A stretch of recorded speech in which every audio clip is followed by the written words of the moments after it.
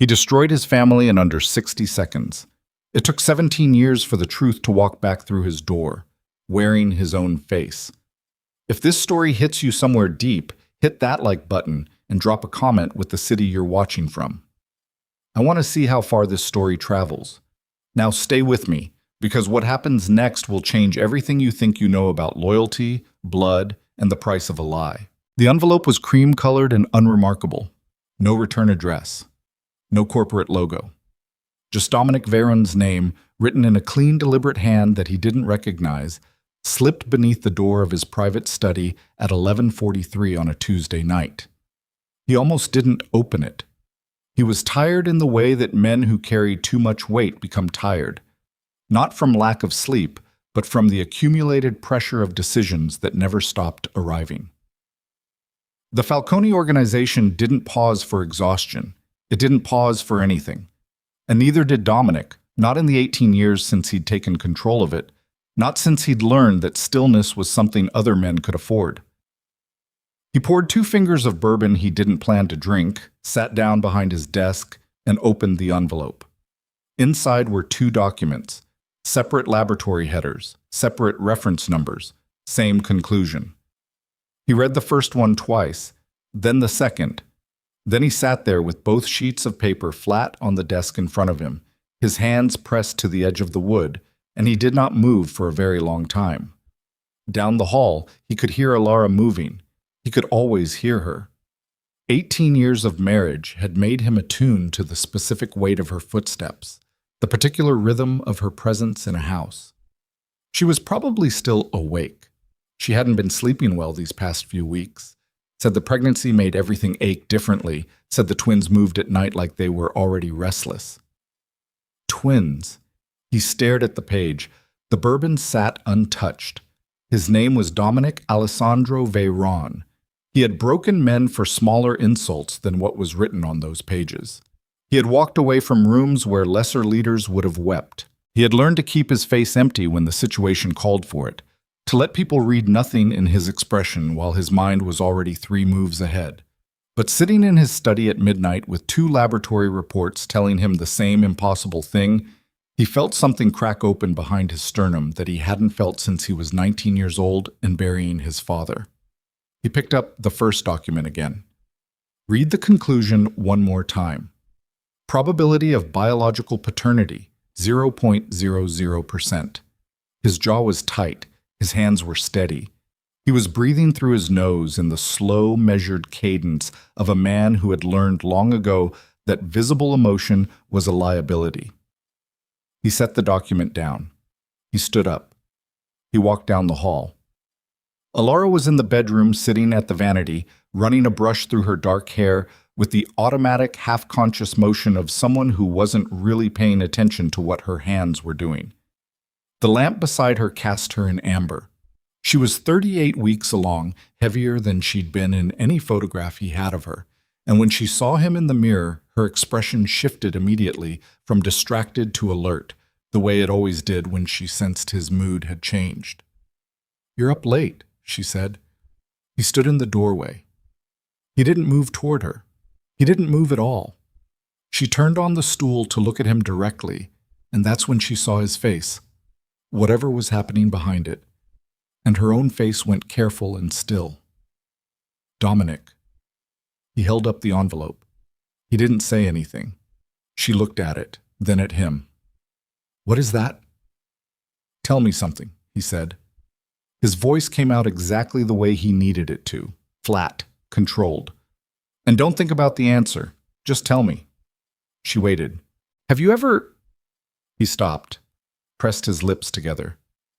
"Is there anything you need to tell me? Anything at all?" The silence that followed lasted 4 seconds. He counted them. "No," she said. "There's nothing." He crossed the room and placed both documents on the vanity in front of her, watched her eyes drop to the pages, watched her face as she read. The confusion that moved across her features looked real. That was the thing he would spend 17 years trying to decide. It looked completely, devastatingly real. The furrowing of her brow, the slight parting of her lips, the way her hand came up to press against her sternum. "What is this?" she said. 2 labs, independent. His voice was still flat. I'm told the results are consistent. Dominic. She looked up at him. This is wrong. Whoever sent this to you is lying. These children are yours. I have never... Don't. The word came out quiet. That was worse than if he'd raised his voice. Even he knew that. She stood up from the stool. She was 8 months pregnant, and she stood up and faced him straight on because that was Alara Voss. She did not shrink. Look at me, she said. Look at me right now and tell me you believe this over me. He looked at her. He said nothing. And in the silence of that bedroom, in the amber lamplight, with the brush still on the vanity and the bourbon still untouched down the hall, Dominic Veyron made the worst decision of his life. He believed the paper. Yeah. He didn't sleep. He sat in his study until 4 a.m, thinking the way he always thought, methodically, systematically, as if the problem in front of him were a logistics failure rather than the collapse of everything he'd built his private life around. He went over it again and again. The timing, the months she'd been pregnant, the trips she'd taken, the small unexplained absences he'd attributed to pregnancy appointments, to lunches with women he'd never met, to the ordinary rhythms of a life he hadn't fully examined because he'd trusted her. He pulled every thread. By dawn, he had assembled in his mind a case he couldn't argue his way out of. By 7 a.m, Victor Caruso was sitting in the chair across from his desk, thick-necked and watchful, his hands folded in his lap with the careful patience of a man who already knew what mood he was walking into. You saw it, Caruso said. It wasn't a question. Who knows? Only reins in me. We thought you needed to know before it went further. Caruso's voice was measured. Sympathetic, but not performatively so. Just present. We didn't want this handled wrong. Who sent it? A contact outside the city. Someone who'd been watching. Caruso shrugged, the way he always shrugged when he wanted something to seem incidental. You know how these things surface. Someone saw something, wanted to do right by you. Dominic looked at him for a long moment. Caruso met his gaze without flinching. He'd known Caruso for 16 years. They had sat across from each other in rooms far worse than this one. Caruso had never blinked first. The contact. Gone. Back across the border. The lab documentation is solid, though. We had it independently checked. I know, I can read. Right. Caruso nodded slowly. So. Dominic turned and looked out the window. The city below was gray and waking. He watched a truck turn a corner and disappear. Make the arrangements, he said. Caruso was quiet for a moment. You sure? I said make the arrangements. It happened that evening. He called a gathering of the senior structure, 12 men in the main hall of the Falcone headquarters, men who had worked for and with Dominic for years. He didn't explain why. He didn't have to. When Dominic Veyron called a gathering, people came. Alara was brought into the room by 2 members of the household staff she'd known for years. Women who kept their eyes down, who wouldn't look at her. She came in still dressed from the afternoon, her coat buttoned over her pregnancy, her dark hair pulled back. She looked at the assembled men and then at Dominic, and her face did the thing it always did when she was processing danger. It went very, very calm. He stood in the center of the room. He was wearing a gray suit. He looked like himself, composed, authoritative, controlled. No one in the room would have been able to see what it was costing him to stand there like that. I'm ending my marriage, he said. The room was silent. He didn't look at her when he said it. He kept his eyes on the middle distance, the way you looked at something you were committing to paper. Final, clean. Effective immediately. Alara Voss is no longer part of this household or this organization. Any assistance provided to her going forward is at your own discretion and not sanctioned by me. He heard her exhale. He still didn't look at her. Dominic. Her voice was steady. Even now, even standing in that room, 8 months pregnant, in front of 12 men who would not look at her, she kept her voice steady. You are making a mistake. He said nothing. Look at me, she said. Look at me and tell me to leave. He turned his head and looked at her, directly, for exactly 3 seconds. Then he looked away. "Get out," he said. Someone moved to escort her. She stepped back and shook her head. A single sharp motion. "Don't touch me." And they stopped. She stood there for another moment. He could feel her looking at him, could feel the specific weight of a gaze that had known him for 18 years. Then she buttoned the top button of her coat, turned, and walked out. The door closed. The room was very quiet. Dominic looked at the assembled men.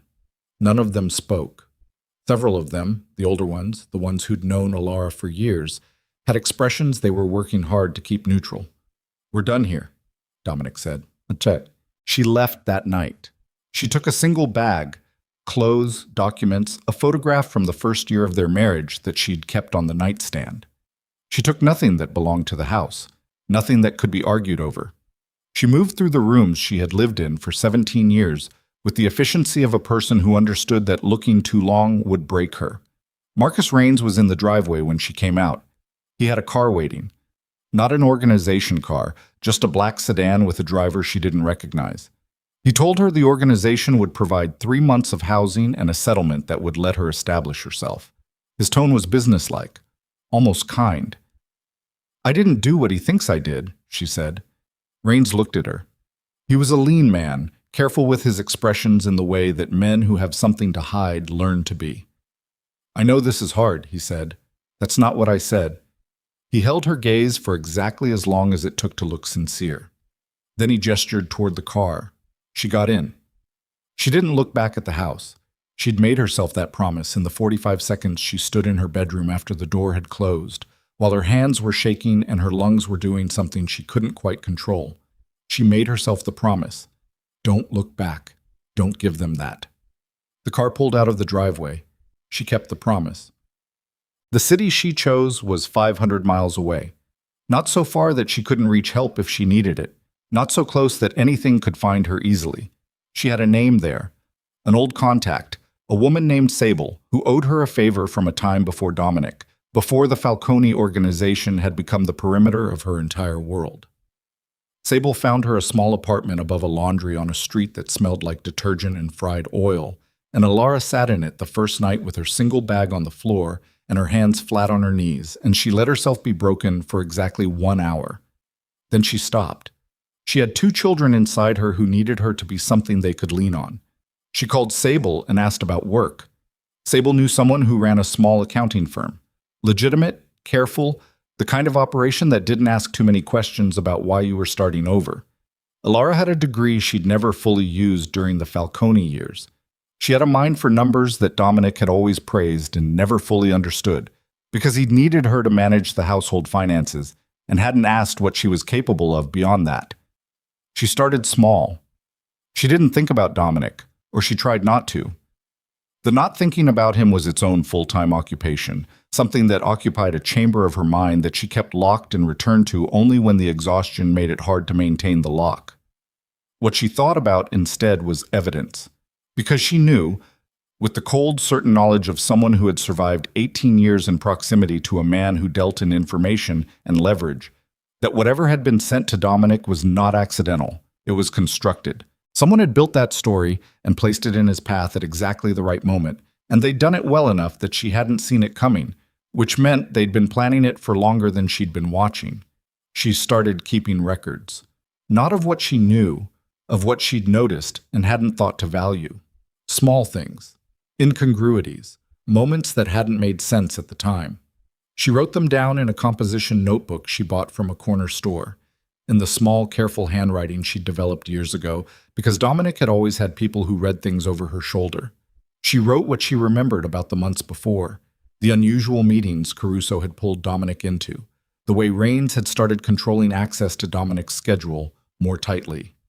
A conversation she'd half overheard about a contact outside the city that had been quickly shut down when she walked into the room. She wrote it all down. And then her water broke at 3 a.m, 6 weeks earlier than expected, and she called Sable and Sable drove her to the hospital, and the world narrowed to something immediate and physical and overwhelming. She named them Adrian and Elias. Adrian first, 4 pounds 9 ounces, screaming, furious at the indignity of existing.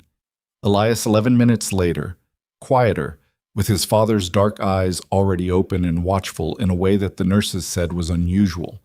She held them both, and something in her chest that had been pulling loose for weeks finally found something to anchor to. She said quietly, so only they could hear, "I'm going to make sure you know the truth. When you're ready, I'm going to make sure." Back in the city, the empire continued. Dominic threw himself into work with the focused brutality of a man trying to outrun something. He restructured 3 divisions in a month. He made decisions faster and harder than he had in years, and the organization responded to his controlled ferocity with something between respect and fear. Caruso moved into a position of greater influence without ever asking for it. Dominic simply started relying on him more, started pulling him into meetings from which others were now excluded. Rains managed the organization's external operations with an efficiency that Dominic read as loyalty, and that was, in fact, opportunity. Neither man showed anything other than what was expected. In his private hours, the 2 or 3 that existed even in a life structured around control, Dominic would find himself standing in rooms that still held the geography of her presence. The kitchen she'd reorganized twice because she had opinions about workflow. The garden terrace she'd planted with things that took years to mature. The library where she'd left a bookmark in a book she'd never finished, which he had not moved. He did not call it grief. He was not sure what to call it. He did not, even once, question the documents. That was the thing he would later identify as the specific architecture of the trap. Not that the evidence was convincing, but that it had been delivered at the exact moment that made him least capable of doubting it. 8 months into her pregnancy, in the small hours of a night when exhaustion and the accumulated pressure of everything else had worn down whatever instinct might have made him ask harder questions. Whoever built the lie had known him well enough to know exactly when to place it. He didn't know that yet. He was still inside it. Okay. Months became a year. The year became 2. He received a piece of paper through a lawyer, a routine notification that Alara Voss had given birth in a hospital in another city, that the children had been registered under her family name, that she was making no financial claims against him or the organization. The lawyer read it to him in a neutral voice. Dominic said, "Fine." He signed the document that acknowledged receipt and handed it back. He went home.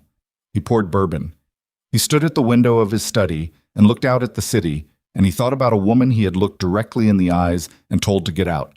And he picked up his glass and drank. He told himself it was the only decision he could have made. 3,000 miles away, a boy named Adrian Voss was learning to walk, holding onto a chair leg with furious determination. His brother Elias sat 3 feet away watching him with an expression of calm assessment that would, 17 years later, make grown men deeply uncomfortable.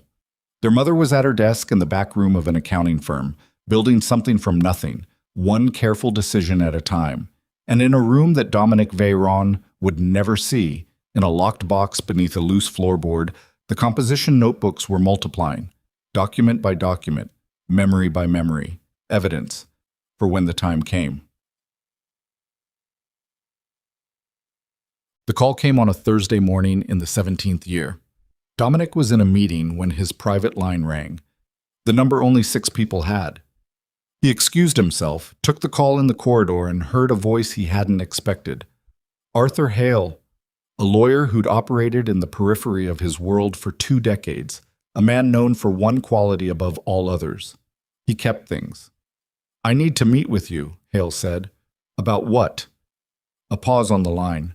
Then Hale said very carefully, "About 2 young men who came to see me 3 days ago. They had documentation, Dominic. Quite a lot of it." Dominic's hand tightened on the phone. "Documentation about what?" Another pause, the kind of pause that held something heavy in it. "About the night you sent Alara away," Hale said. "About what was done to make that happen. And about the men who did it." The corridor was quiet. Somewhere down the hall, a phone rang twice and went silent. A door opened and closed. The ordinary sounds of an ordinary Thursday morning inside an empire built on control. Dominic stood in the corridor with his phone against his ear, and for the first time in 17 years, something shifted in the carefully maintained architecture of what he believed. "Where are you?" he said. My office. But Dominic, Hale stopped. Then, prepare yourself. These two young men, they have your jaw, they have your eyes, and they have their mother's evidence. The call ended. Dominic stood in the empty corridor for a long moment, the phone still in his hand, the meeting still in progress 20 feet away. For the first time in 17 years, he questioned the paper. Dominic Veyron drove himself to Arthur Hale's office. That alone was unusual enough that his driver, a careful man named Brennan, who had worked for the organization for 9 years, stood beside the car in the underground garage and watched his employer take the keys with an expression that asked a question he knew better than to speak aloud. Dominic didn't explain. He took the keys, got in, and pulled out of the garage without looking in the rearview mirror. He needed the 20 minutes alone. Hale's office was in a building that had seen better decades. A narrow limestone structure on a side street that the city's development boom had somehow forgotten. The lobby had marble floors worn pale in the center from decades of foot traffic, a single elevator with a brass gate, and a security desk occupied by a man who was old enough to remember when this neighborhood had been something. Dominic took the elevator to the 4th floor. The gate closed behind him with a sound like a lock engaging. Hale was waiting at his door. Arthur Hale was 63 years old and looked it without apology. He had white hair he kept short, a face that had settled into deep lines around the eyes and mouth, and hands that rested at his sides with the particular stillness of a man who'd spent his career being the steadiest person in difficult rooms. He'd worked the margins of Dominic's world for 20 years, not inside the organization, not quite outside it, occupying a professional gray space that both sides had found useful. He looked at Dominic now with something in his eyes that Dominic couldn't immediately categorize. It wasn't pity. It was closer to the expression you wore when you were about to hand someone something heavy and you already knew how much it weighed. Come in, Hale said. The office smelled like old paper and coffee, bookshelves on 3 walls, a desk with 2 chairs across from it, and in those chairs 2 young men who stood up when Dominic walked in. He stopped. He had prepared himself for something on the drive over.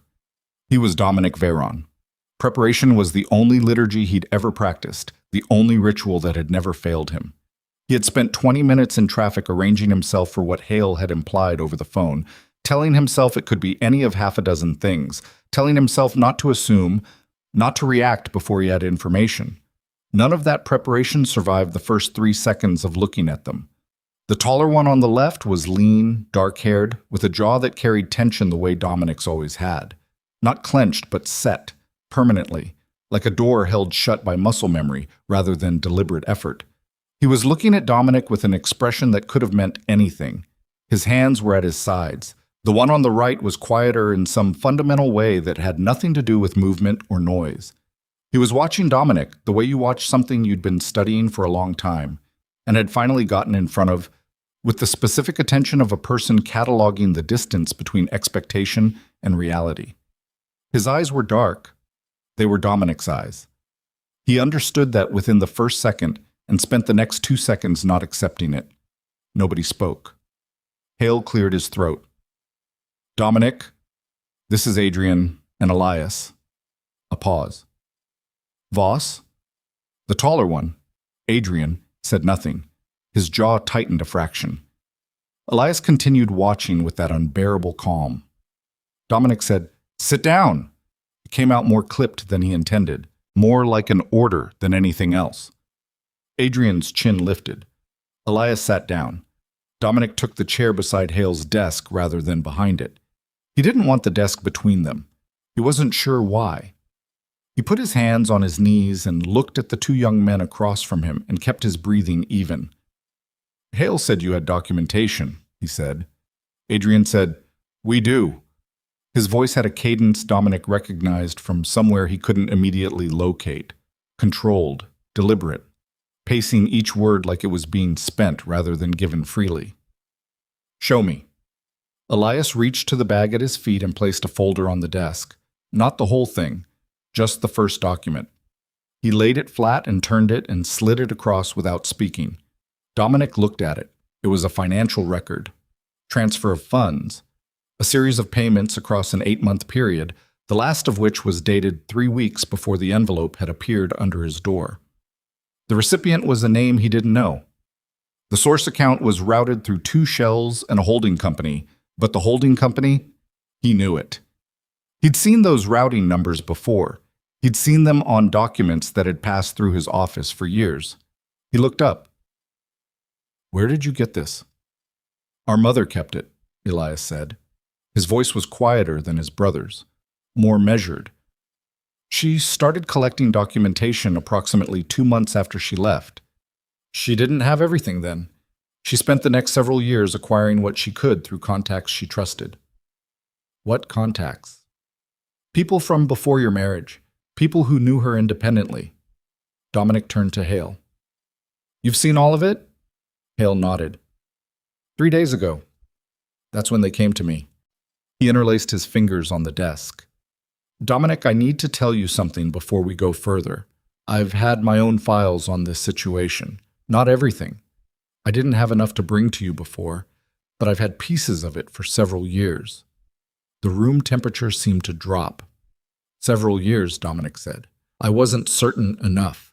The risk of coming to you with incomplete evidence against the men involved was considerable." Hale held his gaze. "I know that's not a satisfying answer." "No," Dominic said. "It isn't."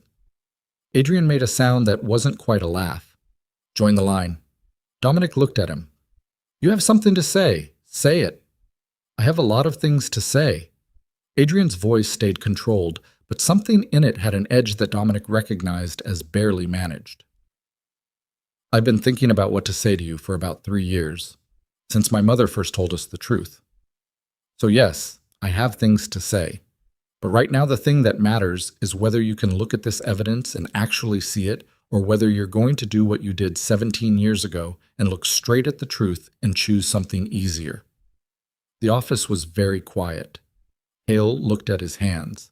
Elias watched his brother with an expression that suggested this wasn't the first time he'd witnessed Adrian walk directly into a wall and wasn't certain it was a good idea, but had stopped trying to prevent it. Dominic looked at Adrian for a long moment. The jawline, the set of the shoulders, the specific way he held tension in his body, like he was always about to move but was choosing not to. "Put the rest of it on the table," Dominic said. They were there for 2 hours. Elias laid out the documentation piece by piece in a sequence that suggested he'd organized it deliberately. Not chronologically, but architecturally, each document connecting to the next one in a way that built a structure you couldn't argue with once you saw the whole shape of it. He explained each piece in the same quiet, precise voice, without drama, without editorial, just, "This is what this is where it came from, this is what it connects to." The payment records came first. 17 months of transferred funds to an individual who, Elias explained, had run the contact lab that produced the first DNA report. The man no longer existed.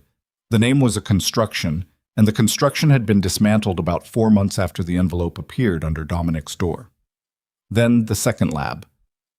The second laboratory that had produced the confirming report, the one that had made the evidence seem airtight, 2 independent institutions reaching the same conclusion, had not in fact been independent. It was a subsidiary of a holding company that Elias placed a document about on the desk, and the holding company's beneficial ownership traced through 3 layers of corporate structure to a name Dominic knew. Raines. Marcus Raines had owned the second laboratory through a chain of entities that had been specifically constructed to obscure that ownership. The chain was not impenetrable. It had taken Alara Voss the better part of 4 years to trace it, using contacts in 3 cities, spending money she didn't have in the early years and carefully accumulating in the later ones.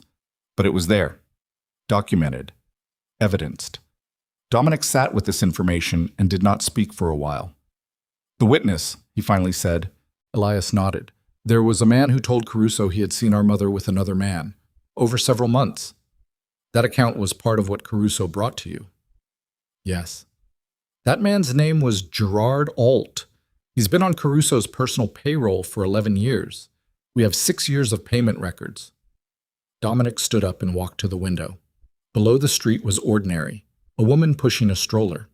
a delivery truck blocking a lane while the driver argued on his phone. The city doing what it always did, indifferent to what was happening 4 floors above it. He stood there and he thought about the night he'd called the gathering. The 12 men in the hall, Alara in her coat with her top button done up, asking him to look at her. He had looked at her. He had looked away. Behind him, Adrian said, "She never told us to hate you." Dominic didn't turn around. "We asked her, when we were old enough to understand the shape of the story, we asked her why she didn't tell us to hate you." Adrian's voice had lost some of its edge. Not all of it, just the top layer, the one that had been carrying the last 3 years of preparation. What was underneath it was raw. She said hatred was a weight she wasn't going to put on us.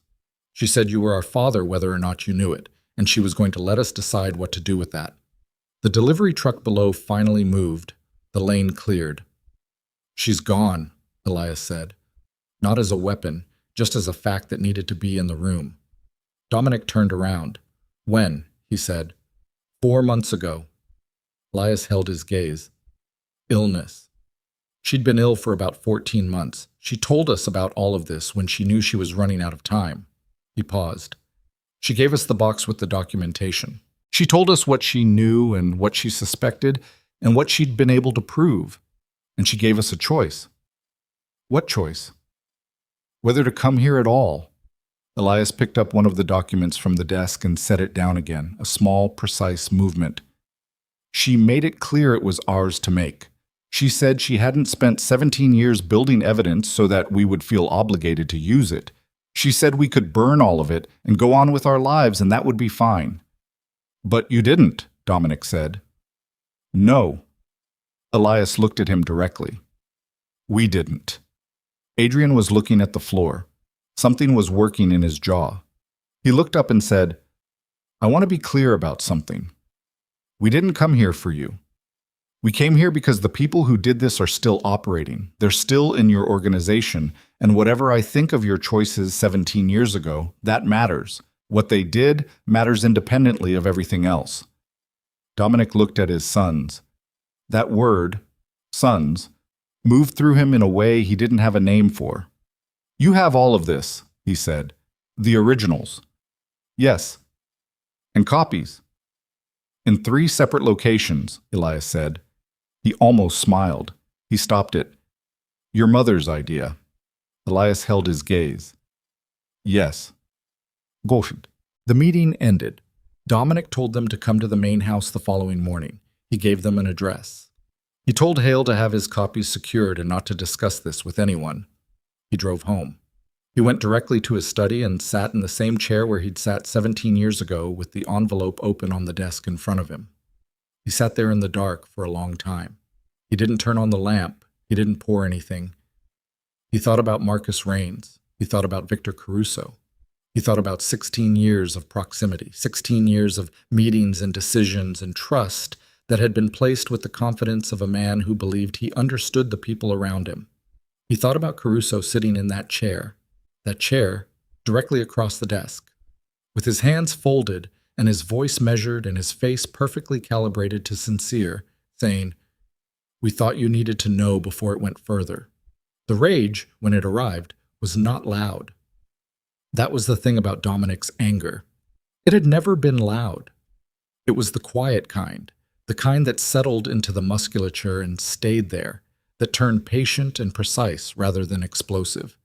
He'd frightened people more with stillness than he ever had with noise. He sat in the dark and let it settle.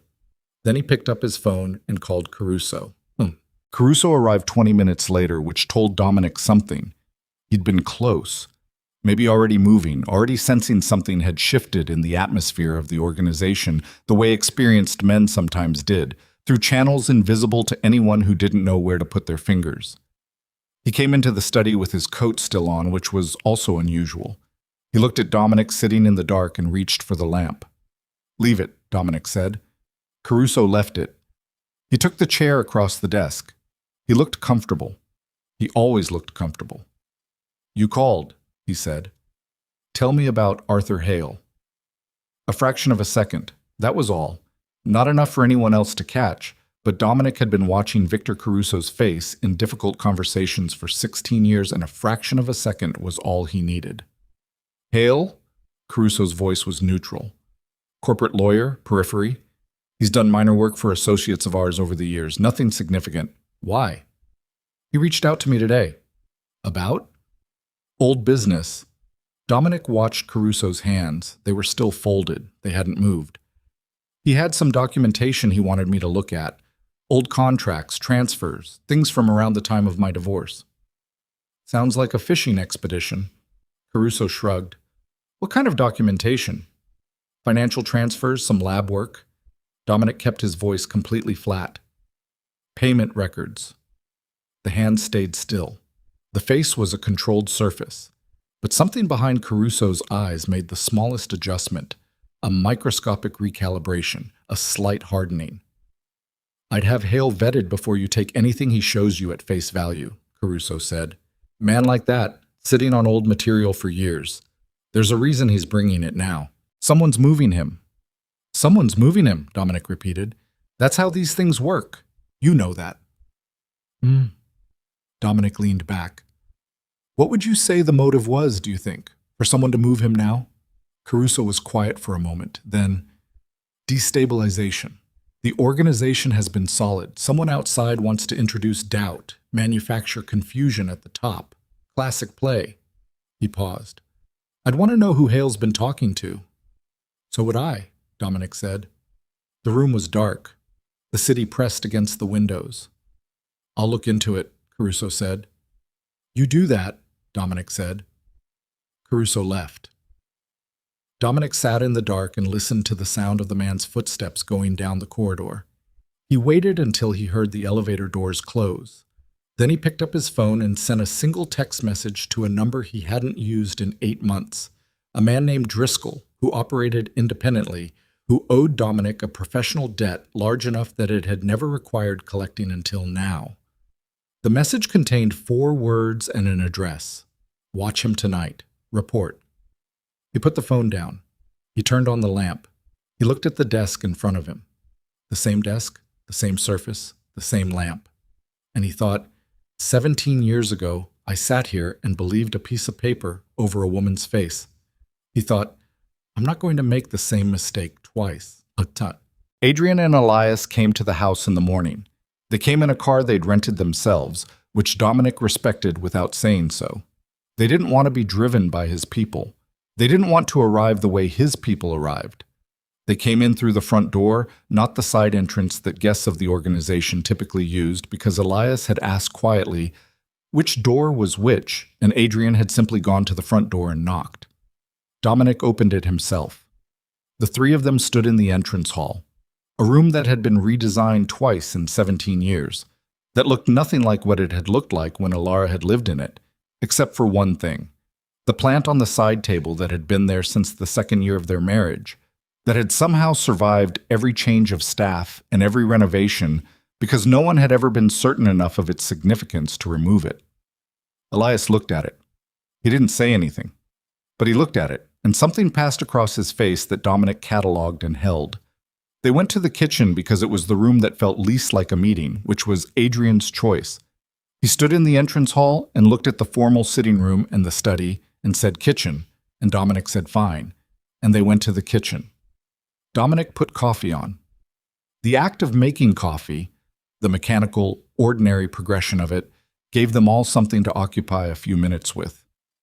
Adrian stood at the counter with his arms crossed. Elias sat at the table and placed the folder they'd brought on the surface in front of him. The coffee maker ran.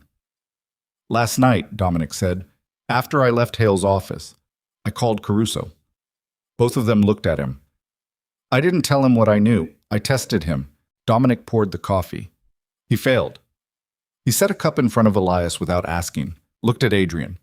Adrian uncrossed his arms and took the cup. I also had someone pick up his movements last night. He called Rains within 20 minutes of leaving this house. They met at Rains' building at 11:15. The meeting lasted 42 minutes. You have confirmation of this, Elias said. Photographs and a recording. The recording's partial. Enough. Elias and Adrian exchanged a look across the table. The kind of look that communicated something without needing language. The kind that Dominic understood was built from 17 years of being two people who'd navigated everything together. So they know something's moving, Adrian said. They suspect. They don't know what yet. Dominic sat down at the table. The question is how much time we have before they figure it out and decide to move first. What does moving first look like for them? Elias asked. Best case, they remove the documentation. Hale's copies, your copies if they can find them, any financial trails that can be closed. Dominic wrapped both hands around his cup. Worst case, they decide the cleaner solution is to remove the people involved in surfacing the documentation. The kitchen was quiet. They'd come after you, Adrian said. Not a question. They might, but you two are the ones they don't know yet. Dominic looked at him directly. That changes when they figure out who you are, and they will figure it out. Caruso's smart, Rains is careful. Give them 48 hours, and they'll have pulled every thread. Adrian set his cup down on the counter with a precision that was careful rather than rough. So we move first. We don't have all the evidence assembled in a form that's usable yet. How long? Hale says 48 to 72 hours. He has contacts in 2 agencies. He's been holding his documentation specifically for a moment when someone withstanding would bring it forward. Dominic paused. He needs my authorization, my testimony about what I was told and when. Combined with your mother's documentation and his own records, it's enough to take to authorities that are outside this organization's reach. Elias said, "You're willing to do that?" Dominic looked at him. "What?" "Testify. Give authorization. That takes the organization down. Not just Caruso and Rains, the whole structure." "Yes," Dominic said. A pause. Elias was studying him with that particular quality of attention. Assessing, not hostile but thorough. "What changed?" Elias said. "Between last night and this morning?" It was a precise question. It deserved a precise answer. "I sat at that desk in there," Dominic said, "and I thought about what it cost to believe something because it was easier than asking more questions, and I decided I wasn't going to do it again." The kitchen was quiet. Then Adrian said very quietly, "She would have appreciated that, probably. She was too smart to say so." Something moved in Dominic's chest that he didn't have the vocabulary for and wasn't going to look at directly. Not yet. Maybe not for a long time. "We'll need somewhere to work," Elias said. "Somewhere that isn't here and isn't Hale's office. I have a location. Somewhere your people don't know about." Dominic looked at him steadily. "I understand." Elias held his gaze for a moment, assessing that answer. Then he nodded once. "Good." Adrian had moved to the window. He was looking out at the same city his mother had escaped 17 years ago, his jaw carrying its permanent tension, his hands loose at his sides now rather than crossed at his chest. He said, without turning around, "If Caruso figures out who we are before we move—" "He won't like what he finds," Dominic said. "That's not what I'm asking." Adrian turned around. His eyes were dark and direct. "If he figures it out and decides the cleanest solution is to come for us before we can get to Hale, what do we do?" Dominic looked at his son. His sons. The word still doing something complicated in the interior of his chest every time it moved through him. "We don't run," he said. "No," Adrian said. "We don't." They held each other's gaze across the kitchen of a house that had once been a home and might be, in some entirely different form, something again. Then Elias picked up the folder and put it back in his bag and said, "When do we start?" "Now," Dominic said. He stood up, and at that exact moment, his phone buzzed on the counter behind him. He reached back and picked it up and looked at the message from Driscoll. It was 4 words. They found the boys. Dominic read the message twice.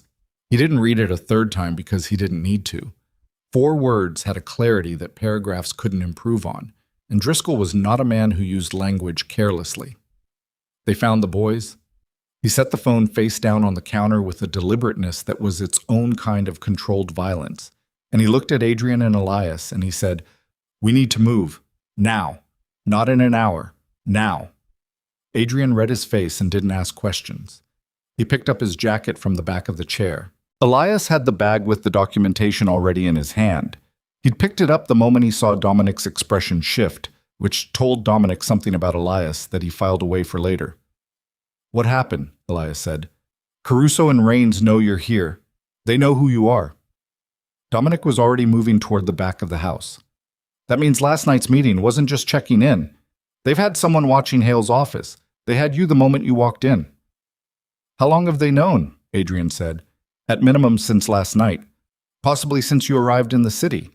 Dominic opened the door to the service corridor, a passage that ran parallel to the main hall, used by staff, exiting through the building's maintenance level to a rear street.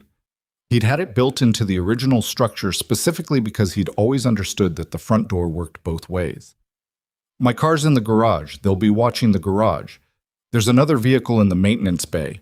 Gray, registered to a name that doesn't connect to me. Keys are on a hook inside the door." Adrian was right behind him. "And Hale?" Dominic pulled out his phone and called Hale as they moved down the corridor.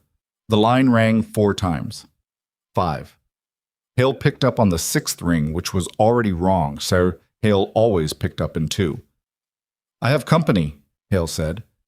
His voice was composed but compressed, the voice of a man speaking carefully because someone else was in the room. "An associate of Mr. Caruso's. He's very interested in some of the files I mentioned to you yesterday. Don't give him anything. I'm afraid some of the files may already be—" A pause. The sound of something moving. Then Hale said, with the precision that suggested he was choosing every word, "I've retained what matters most, but the timing is now urgent. I know. Stay where you are. Don't move the primary documentation." "Understood." Another pause. Then, quietly, "Dominic, there's something I didn't tell you yesterday. Something I should have." His voice dropped further. "The second DNA laboratory. The ownership chain that leads to Rains. We know about it. You know the end of it. But the beginning, the initial instruction, the person who commissioned the construction of that chain, it isn't Rains." A beat. It was never Rains. The corridor was cold and low-lit. Dominic stopped walking. Behind him, Adrian nearly walked into his back and pulled up short. Elias stopped a step behind his brother. "Say that again," Dominic said. "Rains executed it. He built the structure, managed the payments, controlled the laboratory. But the commission, the original instruction to build the mechanism, came from somewhere above him." Hale's voice was careful and tight. "I only confirmed this in the last 72 hours. I have the document. It's the one piece I didn't show you yesterday because I needed to be certain." "Who?" Dominic said. The line was quiet for 2 seconds. Then Hale said a name. Dominic stood in the service corridor of his own house and felt the floor of the last 17 years drop away beneath him. "Get out of your office," he said. "Right now. Take the document and get out." He ended the call. Adrian and Elias were watching him. Neither of them spoke. They could read something in his face that he wasn't attempting to conceal, and they were smart enough to wait. "Change of plan," Dominic said. His voice was level. It cost him something to make it level. "There's a third party involved, someone above Rains in the chain." "Who?" Adrian said. Dominic looked at him, then at Elias. He said the name. Adrian stared at him. I know what it is." "That's your brother." "I know what it is," Dominic said again, quieter. "Keep moving." Daniel Veyron was 4 years younger than Dominic and had spent the better part of 2 decades operating in a shadow that Dominic's prominence had conveniently cast. He ran the organization's Eastern financial operations, legitimate and otherwise, from an office in the city's financial district, and he did it with a competence that Dominic had always read as loyalty, and that he was now in the gray maintenance bay of his own building with his 2 unacknowledged sons standing beside a car they were about to flee in, reclassifying entirely. He thought about Daniel at the family table years ago. Daniel at his wedding, standing beside him. Daniel calling him, the week after Alara left, saying the right things in the right voice with the right amount of concern. He thought about what it meant to build a trap that intricate. The patience required. The commitment to a long game executed over months while sitting across dinner tables and in organizational meetings and in rooms where Dominic had believed himself to be among the people he trusted most. He had trusted Caruso the longest.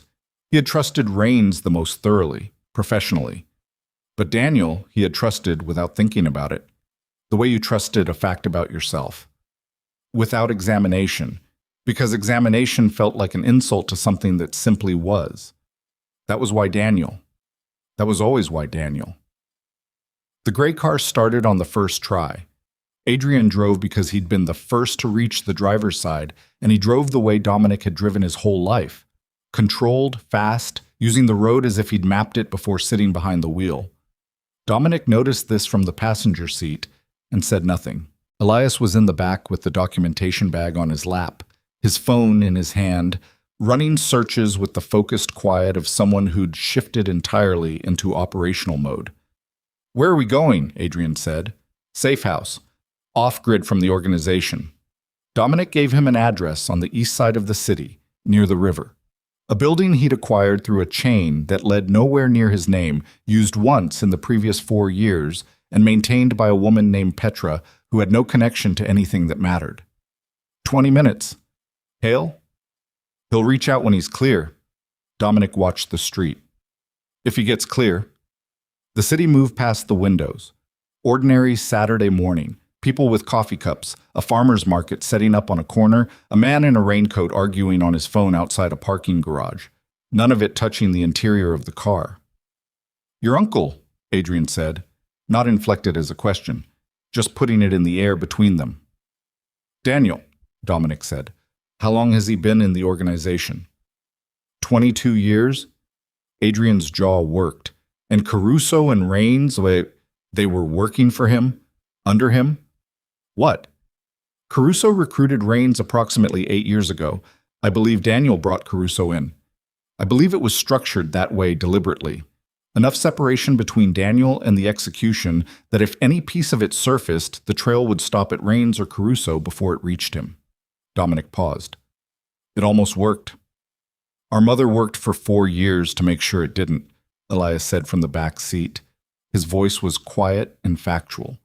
The emotion was there. Dominic could hear it in the specific evenness, the control that was doing visible work. But it was contained. Nobody said anything for a moment. Then Elias said, "There's activity on the organization's internal communication channels. I have a monitoring application. Our mother set it up before she died, through a contact who had access.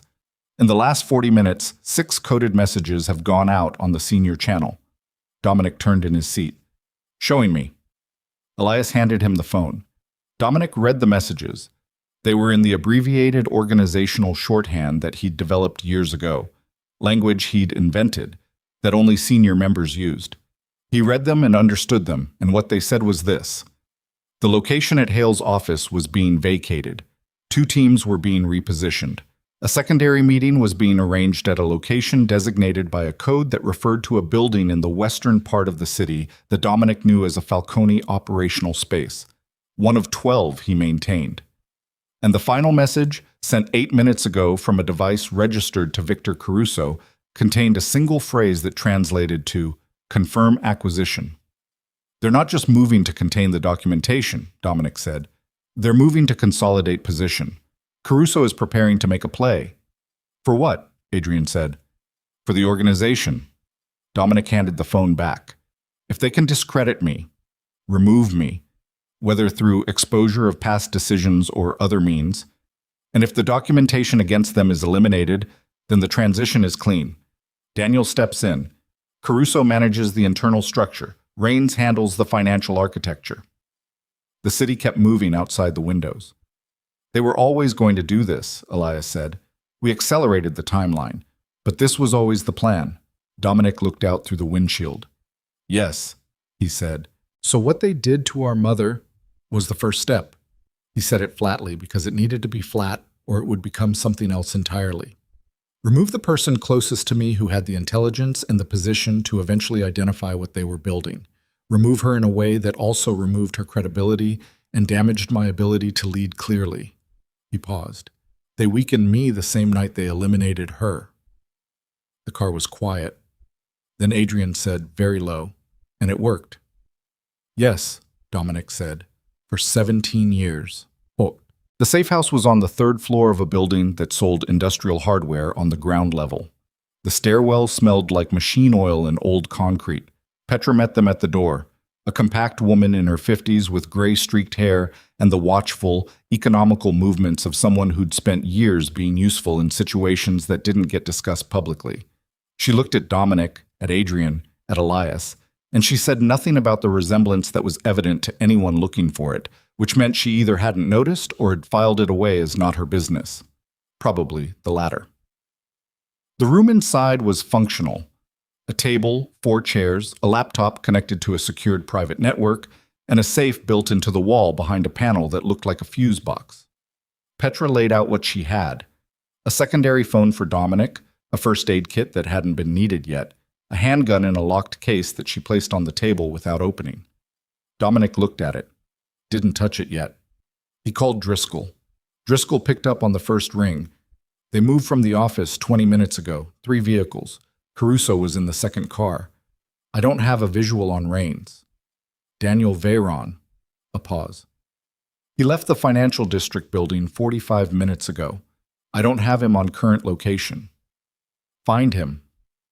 That's a different scope than what we discussed. I know. Find him. A longer pause. All right. One more thing. Arthur Hale. I can look. He should have left his office in the last 30 minutes. If he hasn't surfaced, tell me immediately. Understood. Dominic ended the call. Elias had the documentation spread on the table. He was cross-referencing pieces of it against information on the laptop, comparing financial records against the organizational communication logs that the monitoring application had been pulling for the past month. His movements were precise and continuous, the rhythm of someone who did this naturally, who thought in documentation the way other people thought in images or words. Adrian was standing near the window, not touching the curtain, but positioned to see the angle of the street below without being visible from it. He'd taken that position without being asked, which told Dominic that the life his sons had lived, the one he hadn't been present for, had included enough precautionary thinking that this was instinct. He wondered, briefly and painfully, what had made it instinct. Whether Alara had taught them, or whether necessity had, or whether there was really a difference.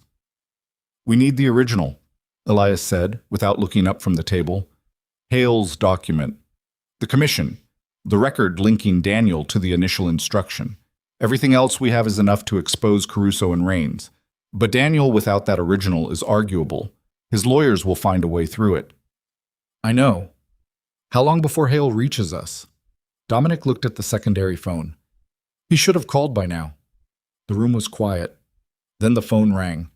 It wasn't Hale's number. It was a number Dominic didn't recognize, routed through what the screen read as a public communications relay, a scrambled origin. He picked up and said nothing. A voice he hadn't heard in a long time said, "Hello, Dominic?" His brother. He kept his voice entirely level. "Daniel, I'm told you've been having an interesting few days." Daniel's voice was easy, conversational. The voice of a man who was holding something and wanted you to know he was holding it before he showed you what it was. "I'm also told you've had some visitors, 2 young men." Dominic said nothing. "Dominic." A pause. "I want you to know that I genuinely didn't want this to become what it's become. The original plan was much cleaner. The woman was supposed to disappear, not suffer, not build a case for 17 years. That was a complication no one anticipated." "Complication," Dominic said. "She was remarkable. I always said that. You married someone smarter than the situation called for." There was something in Daniel's voice that wasn't quite admiration and wasn't quite contempt. I respected her persistence, even while it was making things difficult. Adrian had turned from the window. He was looking at the phone in Dominic's hand with an expression that was beyond fury. It was the face of someone who had stepped through fury into something colder and more functional. Elias had stopped typing. "What do you want?" Dominic said. "Resolution. Same thing I've always wanted." Daniel's voice shifted, became slightly more direct. "I want you to step back from the organization. Voluntarily. With a clean transition that doesn't require anything messy. You take the 2 boys and whatever version of a life you want to build outside all of this, and it ends here." And the documentation? Surrendered. All copies. I know about Hale's files. I know about what the boy's mother assembled. A pause.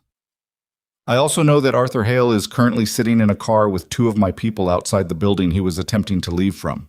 So the primary document, the one he mentioned to you on the phone, is accessible to me if that conversation continues along its current trajectory. The room felt like it had contracted. Dominic looked at the table, at the spread of his dead wife's 17 years of careful, meticulous, furious work. He said, "If I hand this to you, nothing changes. You know that.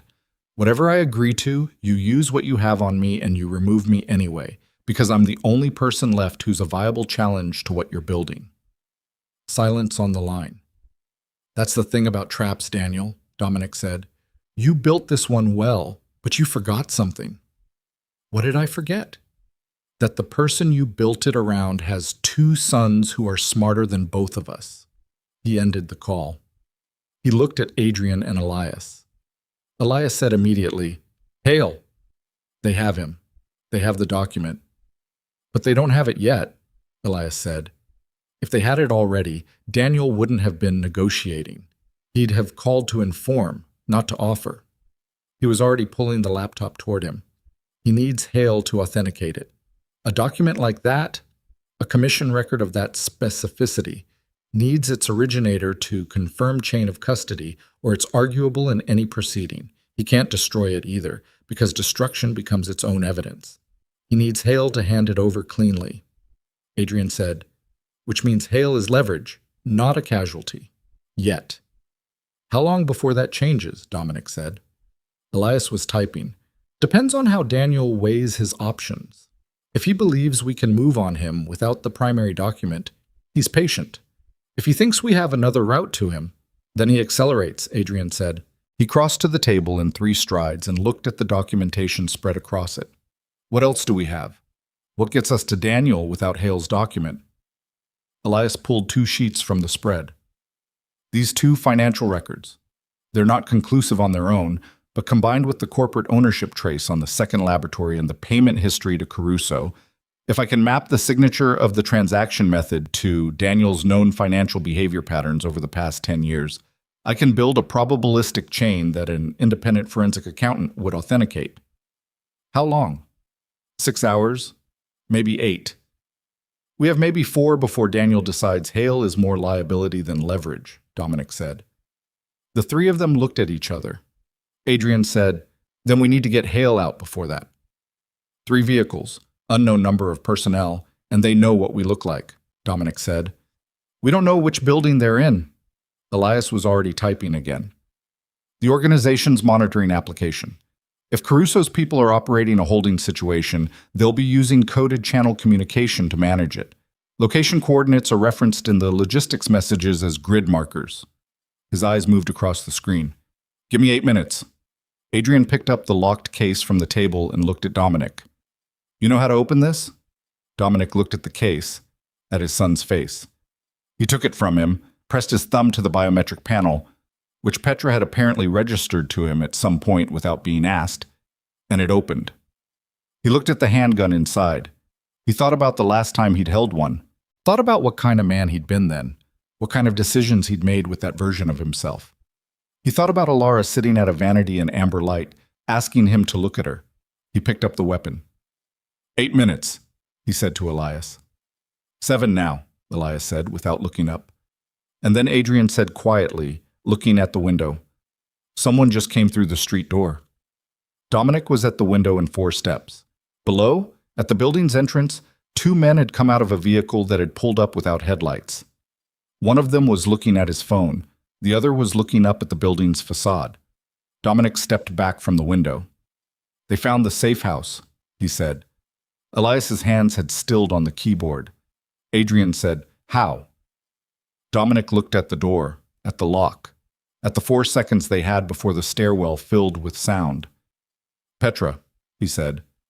The name landed in the room like something dropped from a height. Adrian looked at him. "She sold us. She sold the location. She didn't know what we were, just that we were here and someone was paying for it." Dominic moved to the table and swept the documentation into the bag in one motion, looked at Elias. Is there anything still on that laptop that can't be rebuilt? No. Leave it. Come.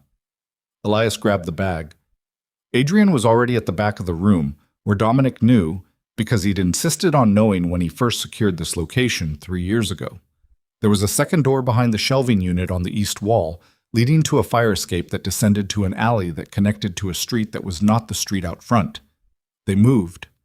Behind them, the stairwell door opened. The footsteps on the stairs were fast and not bothering to be quiet, which told Dominic they knew exactly where they were going and had decided speed mattered more than surprise. Adrian had the shelving unit moved before Dominic reached him. It pivoted on a floor track, silent, well-maintained.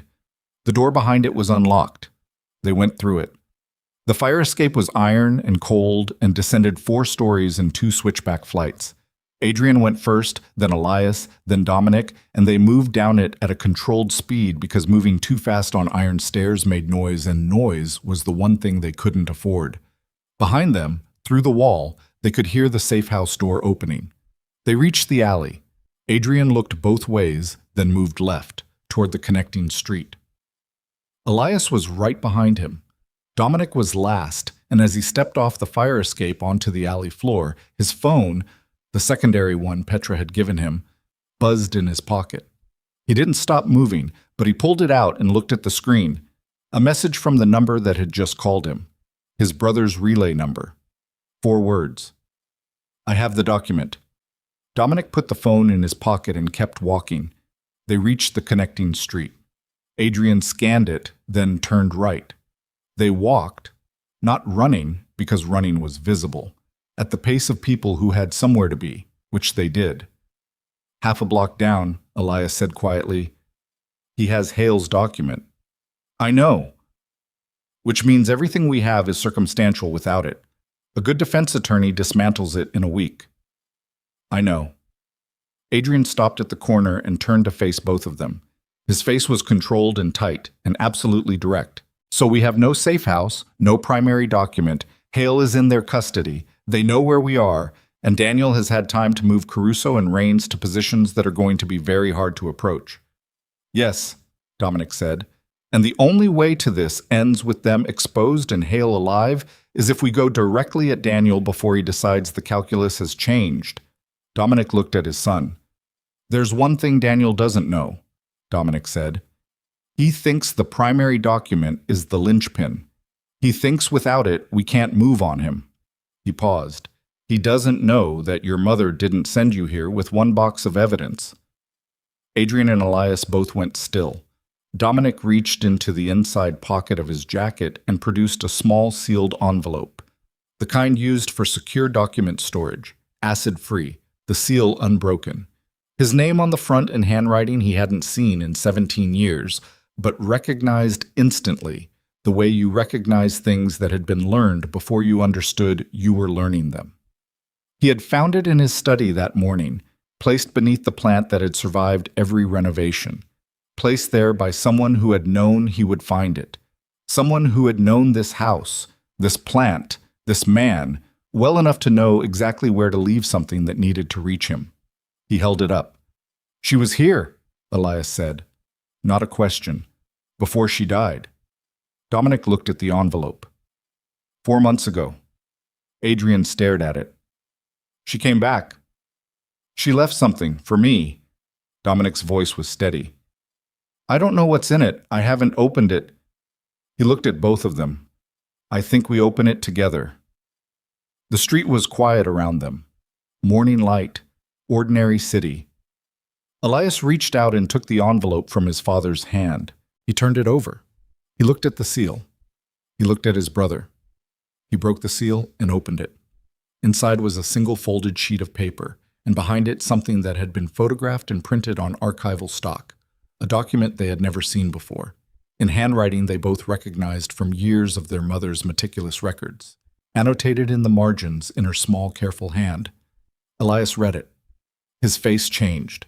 He looked up at Dominic, then at Adrian, and what was in his expression was something none of them had had access to since they'd walked into Arthur Hale's office 2 days ago. She didn't send us here with one box, Elias said. He held up the printed document. She sent us here with two. The document was a transfer of authority, not financial, not corporate, organizational, the kind of internal instrument that the Falcone structure used to legitimize command decisions, written in the specific legal-adjacent language that Daniel Veyron had developed over a decade of quietly building the architecture of succession. It was dated 14 months ago. It bore two signatures, Daniel's, and beneath it, in the handwriting of a man who had not known what he was signing, Victor Caruso's. What it authorized in the bloodless language of organizational bureaucracy was the transfer of operational command of the Falcone Eastern financial structure from Dominic Veyron to a holding entity that traced, through the same three-layer corporate chain that Alara had spent years documenting, directly to Daniel. It was the blueprint, not evidence of what had been done 17 years ago, evidence of what was being done now, a living document, active, already partially executed. The financial transfers that Elias had been cross-referencing for the past 12 hours suddenly had their framework. The anomalies in the Eastern accounts weren't historical traces of an old crime. They were the current mechanics of an ongoing one. Daniel hadn't just destroyed the family 17 years ago to weaken Dominic emotionally. He'd been waiting for Dominic to wear down enough to be removed entirely. Alara had understood this. She'd gotten her hands on this document. Through what contact, through what risk, Dominic could only partially reconstruct, and she'd photographed it, annotated it, and hidden it in the one place she'd known he would eventually find it. Not in the box she gave the boys, separately. Insurance. A contingency built on the understanding that if everything else failed, if every other piece of evidence was stripped away, this one remained. She had come back to his house 4 months before she died, and left it for him beneath a plant he'd never moved because it was the one thing in the house he didn't know how to remove. She'd known he wouldn't move it. She'd known him that well, after everything, after all of it. Dominic stood on an ordinary street corner in the morning light and held that knowledge in his chest and did not let it do what it wanted to do to him. Not yet. Not here. This changes the exposure profile, Elias said. He was holding the document carefully at the edges, the way he handled everything that mattered. This isn't historical fraud. This is active criminal reorganization of a financial structure. That's a different statute, different enforcement agency, different urgency. Adrian was looking at his brother. Different contact. Yes, Elias looked at Dominic. Do you have a direct line to anyone in financial crimes enforcement? Someone outside the organization's reach? One person. Dominic said it without hesitation. A woman named Carver he'd crossed paths with years ago. A federal investigator who'd built a case against a Falcone associate and conducted herself with a precision and independence that had earned his involuntary respect. She'd made it clear at the time that she'd get to him eventually. He'd made it equally clear that eventually was a long way off. I have a number for her. It's old. Try it, Adrian said. Dominic dialed. It rang twice. Carver. Just the name. The same clipped, no-nonsense pickup he remembered from a deposition room 4 years ago when she'd been on the other side of the table and hadn't pretended otherwise. This is Dominic Veyron.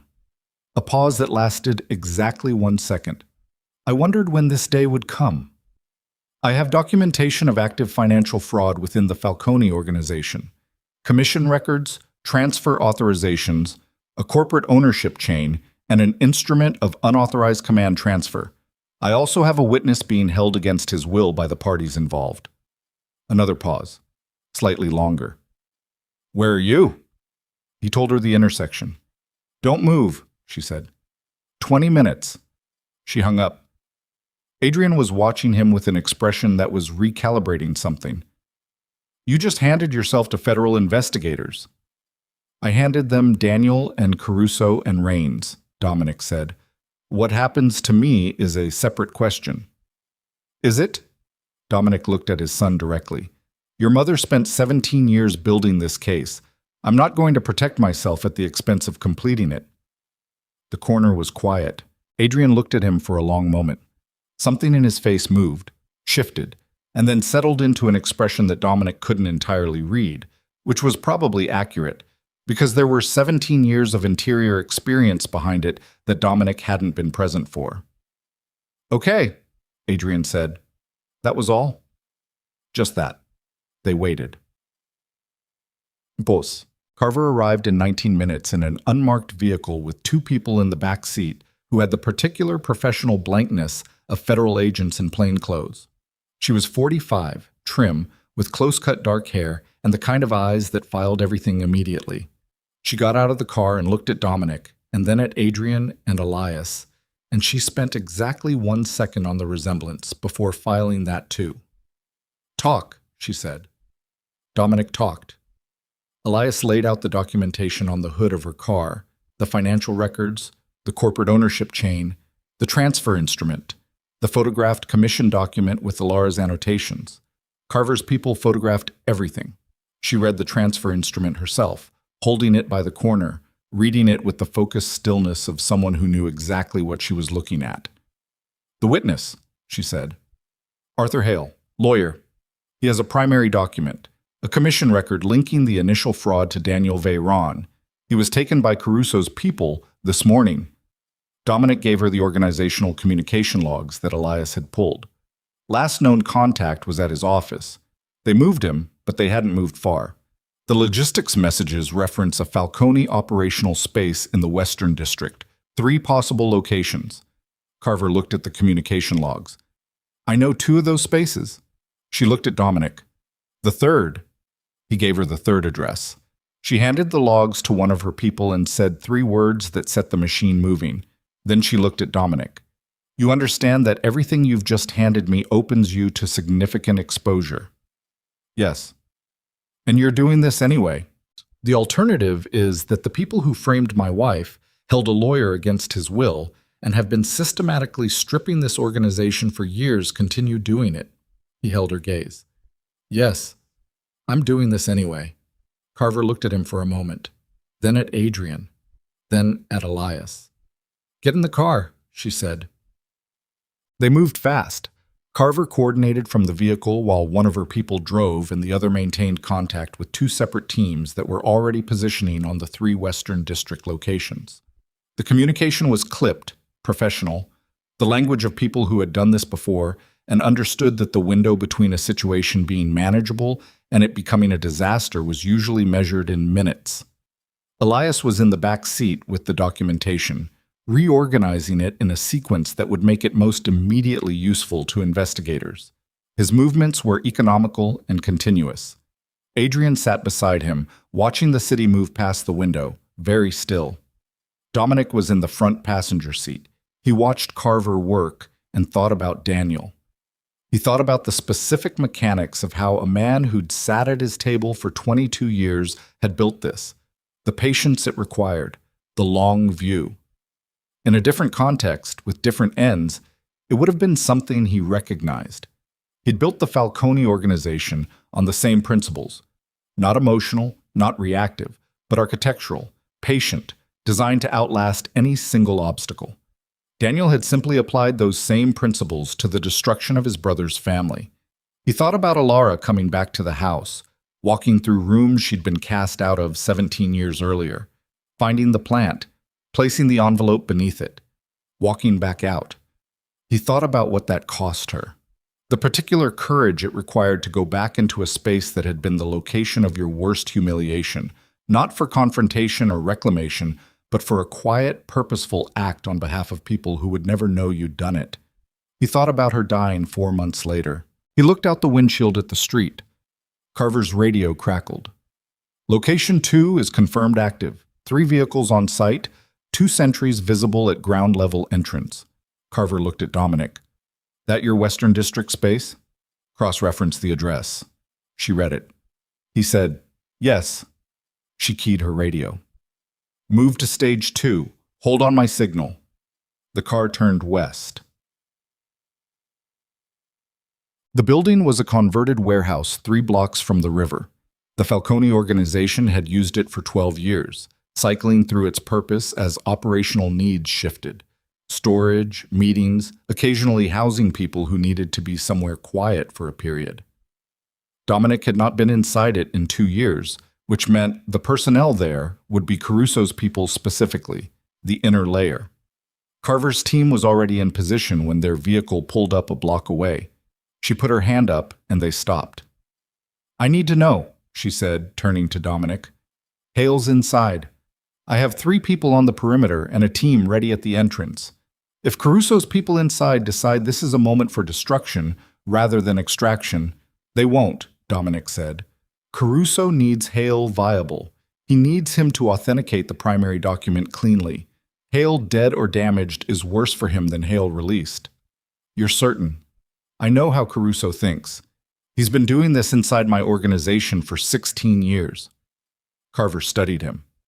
Then she keyed her radio and gave the signal. Everything happened at once. The front entrance team moved. The perimeter team moved. Carver's vehicle pulled forward. Dominic heard the controlled, rapid sounds of a professional operation, not chaotic, not loud, but absolutely relentless. The sounds of doors and feet and voices giving commands in the clipped language of people who were past the point of asking. Adrian's hand was on the door handle before the vehicle fully stopped. Dominic put a hand on his arm. "Wait," he said. Adrian looked at him. The tension in him was visible. Not panic, not recklessness, but the barely managed forward pressure of someone who'd been running toward this for 3 years and whose body had not caught up to the instruction to pause. "Wait," Dominic said again, quieter. They waited. 40 seconds. Carver's radio. "Building secure. 3 individuals in custody. Witness located, 2nd floor, unharmed." Adrian released the door handle. He sat back. He put his hands on his knees and he breathed. Elias said nothing. He just put his hand on his brother's shoulder for a moment and then removed it, which was its own complete communication. Carver got out. Dominic got out. They went in. Tuts.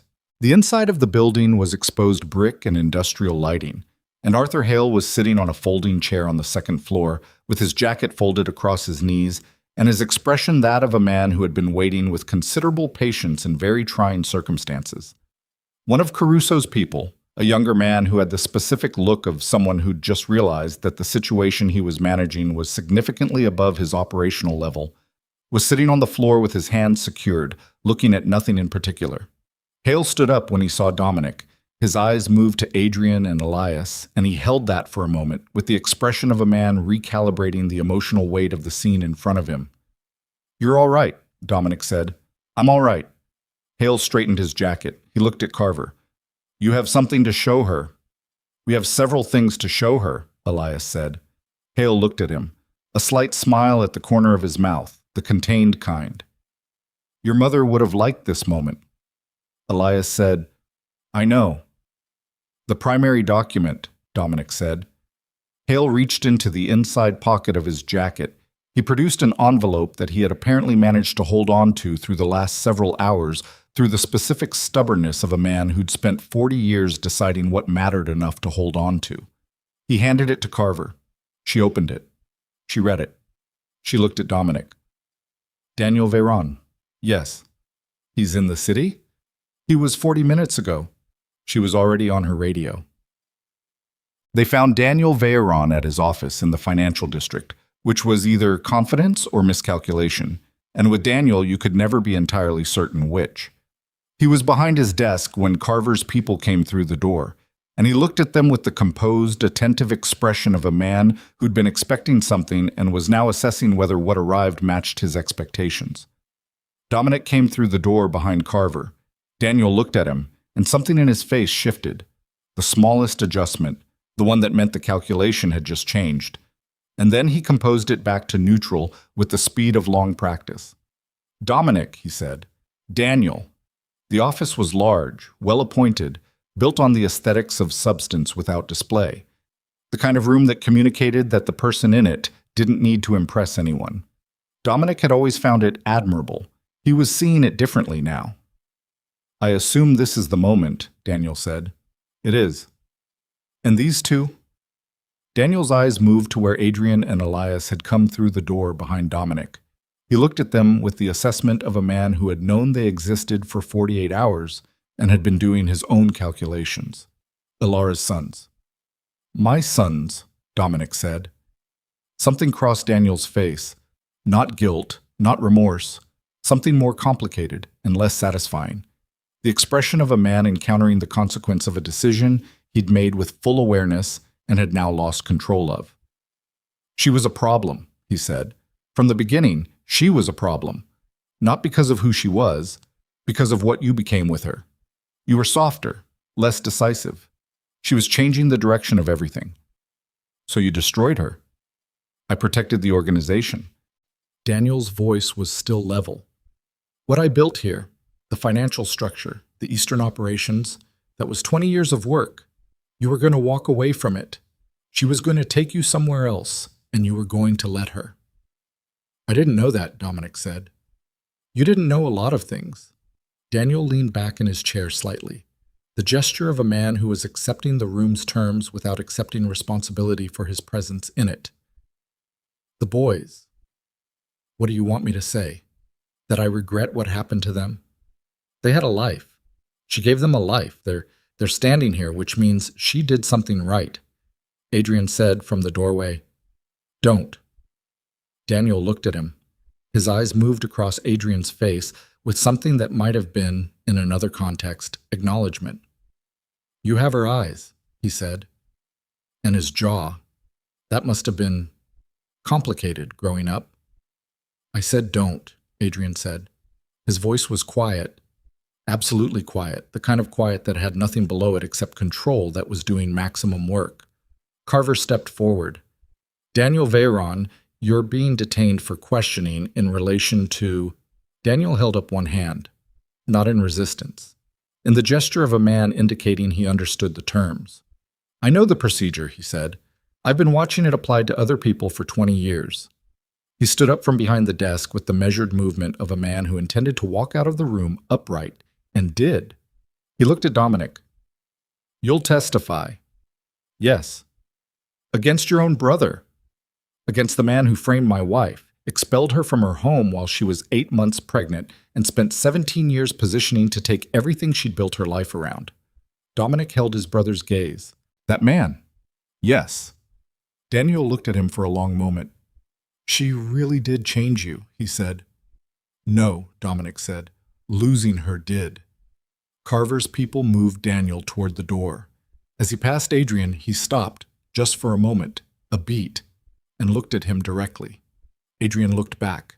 The two of them held that for 3 seconds, the son and the man who had stolen his childhood, and then Daniel looked away first and walked through the door. The room was quiet. Elias moved to stand beside his brother. Adrian was looking at the door. His hands were loose at his sides. Something in his posture had released, not relaxed exactly, but set down, the way you set down something you've been carrying too long. Hale came through the door with Carver's people, tucking the lapel of his jacket back into place. He looked at Dominic and then at the boys, and he said, very quietly, It's done. Not yet, Dominic said. Hale looked at him. Caruso, Dominic said. And Rains. Rains broke within 2 hours. He was brought into federal custody at a location Carver's team had tracked through the organizational communication logs, a hotel in the Northern District where he'd been managing operations remotely, apparently having decided that visible movement was more dangerous than staying in one place. He came out of the hotel room with his hands up before anyone asked him to, which told Dominic everything he needed to know about what Marcus Rains was made of when the structure was removed. He gave Caruso's location within 40 minutes of sitting down across from Carver. Caruso was harder. He was found in the 3rd Falcone operational space, the one Dominic hadn't given Carver initially, the one she'd identified from the organizational logs independently. He'd been there with 2 of his people and a laptop that he'd been systematically clearing when the door came in. He didn't put his hands up. He stood in the middle of the room and looked at the people coming through the door, and he looked at Dominic, who came through last, and his face did something that Dominic read as the expression of a man making a final assessment of how badly the math had gone. You found the second box, Caruso said. My wife left me a letter, Dominic said. Caruso looked at him, his jaw tightened. She never stopped. Even at the end, she never... He stopped. Something moved in his face. 16 years I worked for you. I know. Everything that organization became after Alara left, I built that with you. You built it for Daniel, Dominic said, and you built it on a foundation you helped destroy. Caruso looked at the floor, then back up. The fight had gone out of him in the specific way it went out of men who'd been holding something upright through sheer force of will and had finally stopped. He put his hands up. Carver's people moved forward. Dominic watched them take Caruso's hands behind his back, and he felt nothing clean about it, nothing simple. 16 years was 16 years regardless of what it had been built on, and the architecture of betrayal was only partly made of the betrayal itself. The rest of it was made of every real thing that had happened alongside it, every genuine moment that had existed inside the lie. He turned and walked out of the room. Adrian was waiting in the corridor, Elias beside him. Neither of them asked how he was. They looked at him, and that was enough. "It's done?" Adrian said. Dominic said, "Caruso and Rains are in custody. Daniel is in custody. Hale is safe. The documentation is with federal investigators." He paused. "Yes, it's done." Adrian nodded. The corridor was industrial and poorly lit, and the three of them stood in it while Carver's people moved through the space around them. Voices on radios, the sounds of the operation completing itself. The building smelled like concrete and machine oil, and years of decisions that didn't get made in daylight. Elias looked at the envelope in his hand. He'd been holding it since the street corner, the one with Alara's handwriting on the front. He looked at Dominic. "She wrote a letter," he said. "We know. We haven't read it." Dominic looked at the envelope. "She left it for you," Elias said. "But—" He stopped. Something crossed his face. "She sealed it. She left it where only you would find it. I think it belongs to you." He held it out. Dominic took it.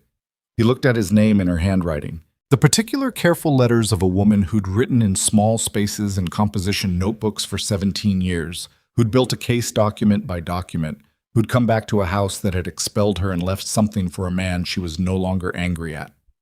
He put it in his inside pocket. "Later," he said. Elias nodded. Adrian was looking at nothing in particular down the length of the corridor.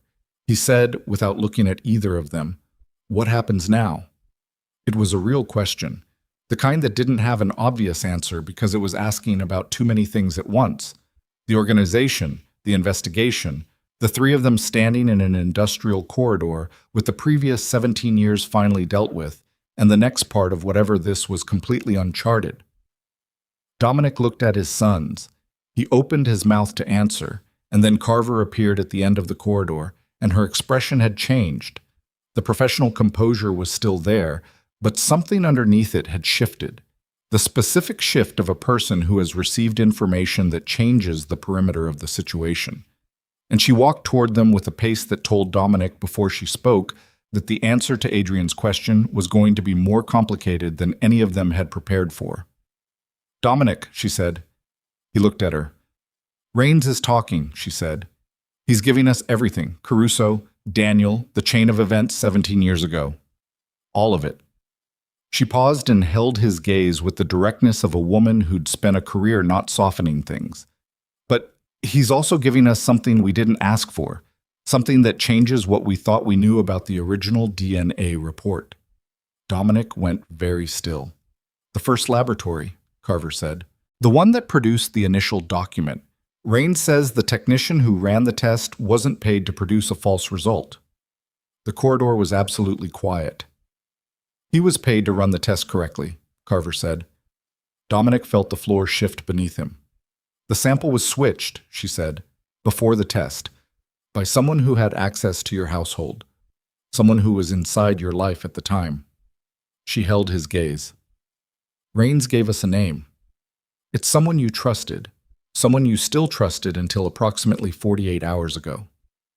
The name she said next landed in the corridor like something thrown from a height, and in the 3 seconds after she said it, Dominic understood with complete devastating clarity that the trap had been deeper than any of them had seen, that the architecture of what Daniel had built extended further than the evidence had shown, and that one of the people standing in this corridor had known it all along.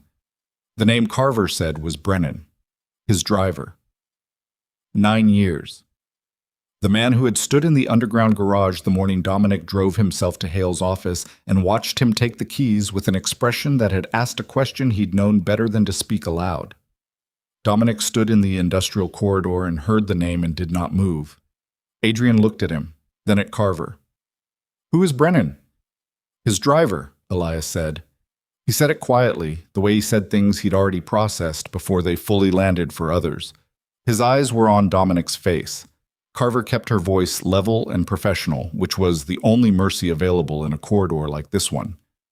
"Raines says Brennan was placed in your household 8 years ago. He was Daniel's man from the beginning.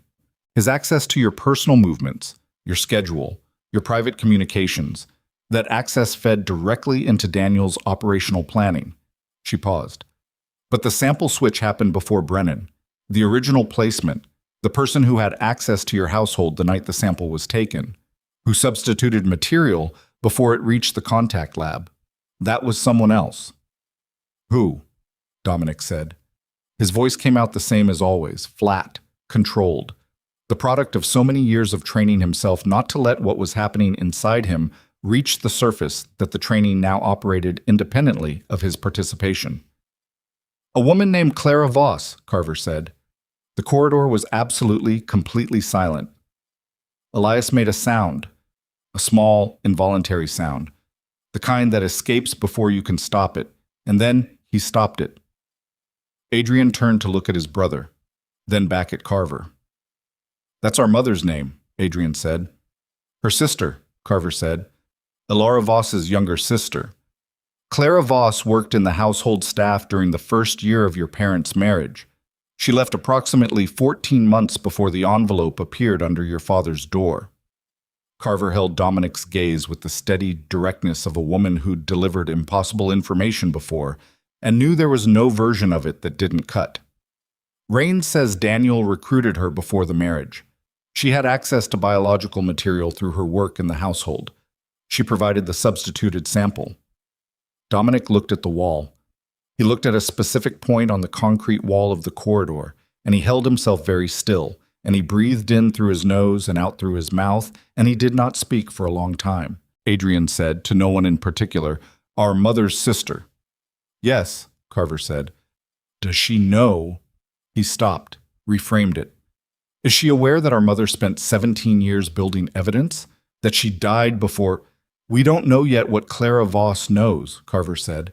"We need to find her before we know that." "Where is she?" Elias said. His voice was very quiet. "We're working on it." Carver looked at Dominic. "I need you to think. Anything you know about Clara Voss. Contact information, locations, associates." Dominic turned away from the wall.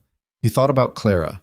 He had met her 3 times, twice before the wedding, once at a family gathering in the second year of the marriage that he had attended for 40 minutes before being called away for organizational business. She had been younger than Elara by 6 years, quieter in the specific way of someone who was quiet by calculation rather than temperament. He remembered Elara speaking of her rarely and with a careful fondness that, in retrospect, had always contained something slightly guarded. Had Elara known? Had she suspected? He thought about the composition notebooks, the 17 years of documentation. Elara had named Daniel. She had traced Caruso and Raines. She had built the financial chain. She had never, in any of the documentation the boys had carried, mentioned Clara. Either she hadn't known, or she had known and had chosen, with all the deliberateness she brought to every choice she made, not to put it in writing. He wasn't sure which was worse. "I have nothing that would locate her," he told Carver. "I knew her marginally." Carver nodded. She produced a card and handed it to him. "We'll find her. In the meantime, I need all 3 of you at the federal office tomorrow morning, 9 o'clock. Full recorded statements, documentation formally transferred." She looked at each of them in turn. "Tonight, go somewhere that isn't the main house. Your people will be aware that the situation has shifted. Some of them will handle it professionally, others won't. Don't give either kind access to you until we've had time to stabilize the situation." "Understood," Dominic said. Carver walked back toward the room where Raines was still talking. The 3 of them stood in the corridor. Adrian pressed the heel of his hand against his mouth and held it there for a moment. His eyes were closed. Then he dropped the hand and opened his eyes and looked at the middle distance and said nothing. Elias was looking at the floor. He was doing the thing he did when he was processing something that exceeded the capacity of immediate analysis, going very still and letting it move through him at whatever speed it needed, rather than trying to outpace it. Dominic looked at his sons. He thought about Alara coming back to the house, walking through the rooms, finding the plant, leaving the envelope, walking out. He thought about what she might have known by then, 4 months before she died, about what had been done and who had done it. He thought about the particular courage it required to build 17 years of meticulous evidence, and then, at the end of it, write a letter that, according to the envelope in his jacket pocket, did not excuse and did not erase, but simply told him what she needed him to do. He thought about a woman he had looked in the eyes and told to leave. "We should go," he said. They spent the night in a hotel that Elias booked under a name that existed on a set of travel documents Dominic understood better than to examine too closely. It was clean, adequate, 3 rooms on the same floor. Dominic sat on the edge of his bed with his jacket on the chair and the envelope on the nightstand, and he looked at it for a long time before he touched it. He picked it up. He looked at his name in her handwriting. Then he opened it and read what she'd written. It was 1 page, front only, in the same small, careful handwriting as the composition notebooks, but looser than the notebooks. Not the handwriting of someone documenting evidence, but the handwriting of someone writing in the limited time available to them when what needed to be said was larger than the time permitted. She told him she wasn't going to explain herself, that 17 years was long enough for both of them to understand everything that explanation would cover. She told him she'd found out about Clara 2 years before she died, that she'd sat with it for a long time, what to do with it, whether to add it to the documentation, whether to tell the boys. She'd decided not to tell the boys. She'd decided that what Clara had done was her own weight to carry, and that Adrian and Elias had enough to carry without adding the specific grief of an aunt's betrayal to the architecture of everything else. She'd left that decision to Dominic. Whether to pursue it, how to handle it, what to do with the information, that was his. She was done making decisions about it. She told him the plant was still alive because she'd asked the first housekeeper who worked there to water it. And apparently the instruction had passed down through every subsequent member of staff without anyone questioning it. She found that funny. She thought he would too. She told him that she had spent a long time being angry and that the anger had been useful. It had kept her building, kept her focused, kept her from settling into grief when grief would have been easier. But she'd set it down eventually. Not because it wasn't warranted, because she'd needed both hands for other things. She told him that the boys were extraordinary, that Adrian was going to exhaust everyone around him for the rest of his life, and that this was, in her opinion, exactly as it should be. That Elias was going to see things other people missed, and that this was both a gift and a cost she hoped he would learn to carry without letting it isolate him. She said Dominic should know this about them because they were going to need someone who understood it, and she wasn't going to be there to tell them herself. The last paragraph was short. She said, "I know you believed the paper because you were afraid I was leaving anyway, not because of someone else, because of everything, because of what that life cost both of us. You were right that something was changing. You were wrong about what it was changing into. I was going to ask you to choose differently, not to choose less. That's the only thing I wanted you to know." She had signed it with her full name, not a shortened version, not an endearment, just Alara Voss, the full weight of it, the way she'd signed everything that mattered. Dominic sat on the edge of the bed and held the letter in both hands, and the room was very quiet.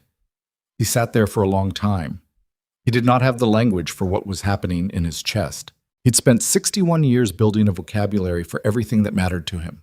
The organization, the strategy, the controlled management of difficult circumstances, and none of it was adequate for this. He was not going to pretend it was. He folded the letter carefully and put it back in the envelope. He put the envelope in the inside pocket of his jacket. He turned off the light. He sat in the dark for a while longer, doing nothing, letting the night have what it needed. Clara Voss was found on a Tuesday, 11 days after Dominic Veyron was taken into custody.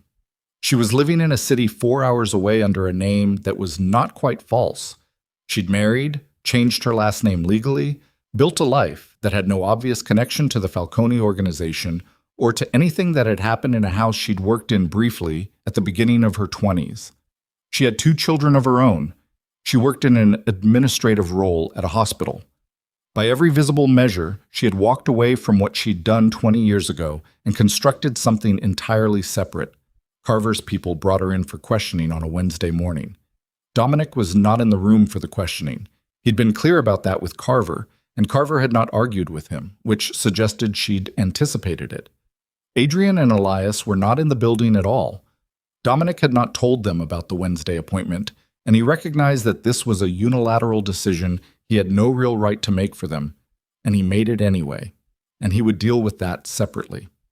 He sat in a waiting area outside the interview suite, and he looked at the wall and he thought about what Alara had written. That was her own weight to carry. The interview lasted 2 hours and 40 minutes. Dominic knew because he watched the clock. When Carver came out, she sat down in the chair across from him and looked at him with the professional directness that he'd come to understand was her version of care. She didn't soften things because softening things was a form of condescension, and she respected him enough not to condescend. She confirmed everything Rain said, Carver told him. She was recruited by Daniel approximately 8 months before she came to work in your household. He identified her through Alara. He knew Alara's family background, identified Clara as someone who had financial pressures and limited options, and approached her with a specific proposal. She paused. She was 22 years old. Dominic said nothing. She says she didn't fully understand what the consequence would be, that Daniel told her it was a business matter, that the marriage was going to end anyway, and what she was doing would simply— Carver stopped. Her word was accelerate, that it would accelerate something that was already going to happen. Did she know Alara was pregnant? No, the timing was not. She didn't know at the point she provided the sample that Alara would still be pregnant when the envelope arrived. Carver held his gaze. When she found out, when she saw what had actually happened, she says she tried to contact Daniel. She says he told her the matter was handled and that any further contact from her would be treated as a threat to the organization. And she believed him. She was 22 and she'd just helped dismantle her sister's marriage, and she was terrified. Carver said it without judgment, just the facts, arranged honestly. She disappeared. She built the life she has now. She has spent 20 years knowing what she did and not knowing how to approach it. Does she know Alara is dead? She knew. She'd been following what she could at a distance. Carver paused. She cried for approximately 40 minutes when we told her about the investigation. Whether that matters to you, I can't say. Dominic looked at the wall. What happens to her, he said. She cooperated fully. She's provided a complete statement. Given her age at the time of the act, the circumstances of recruitment, and her cooperation, Carver spread her hands slightly. Prosecution is possible, but not certain. That determination is above my pay grade. I won't be testifying against her, Dominic said. Carver looked at him.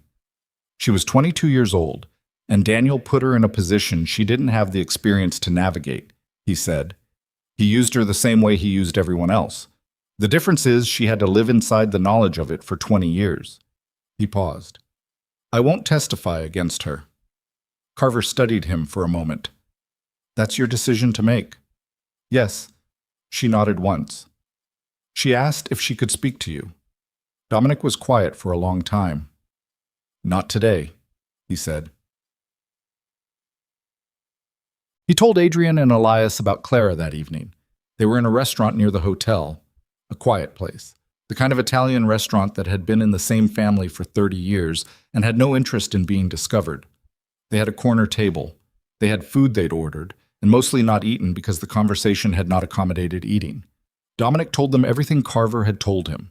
He told it plainly and completely, without managing their responses, because they were adults who had navigated 17 years without him and deserved the same plainness their mother had always given them.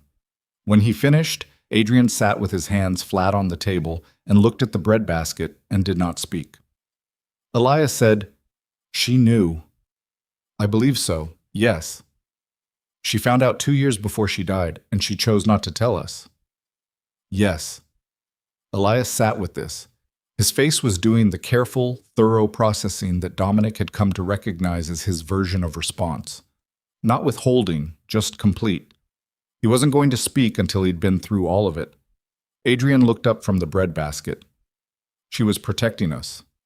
That was her interpretation, Dominic said. That Clara's actions were Clara's weight. And what's your interpretation? Adrian said. Dominic looked at his son. I think she was right. And I think it cost her something to be right about it. And she made that choice anyway. And that's consistent with every other choice she made across 17 years. He paused. I think that's who she was. Adrian's jaw moved. He looked back at the breadbasket. Then, quietly, he said, I want to meet her. Clara. Yes. Dominic looked at him. Why? Because... Adrian stopped. He pressed his hands harder against the table. Because she was 22 years old and someone used her to destroy my mother's life. And she's been carrying that for 20 years. And I want to look at her and decide for myself what I think about it. He looked up. I'm not saying I forgive her. I'm not saying anything about that. I'm saying I want to look at her and decide what I actually think instead of having it decided for me.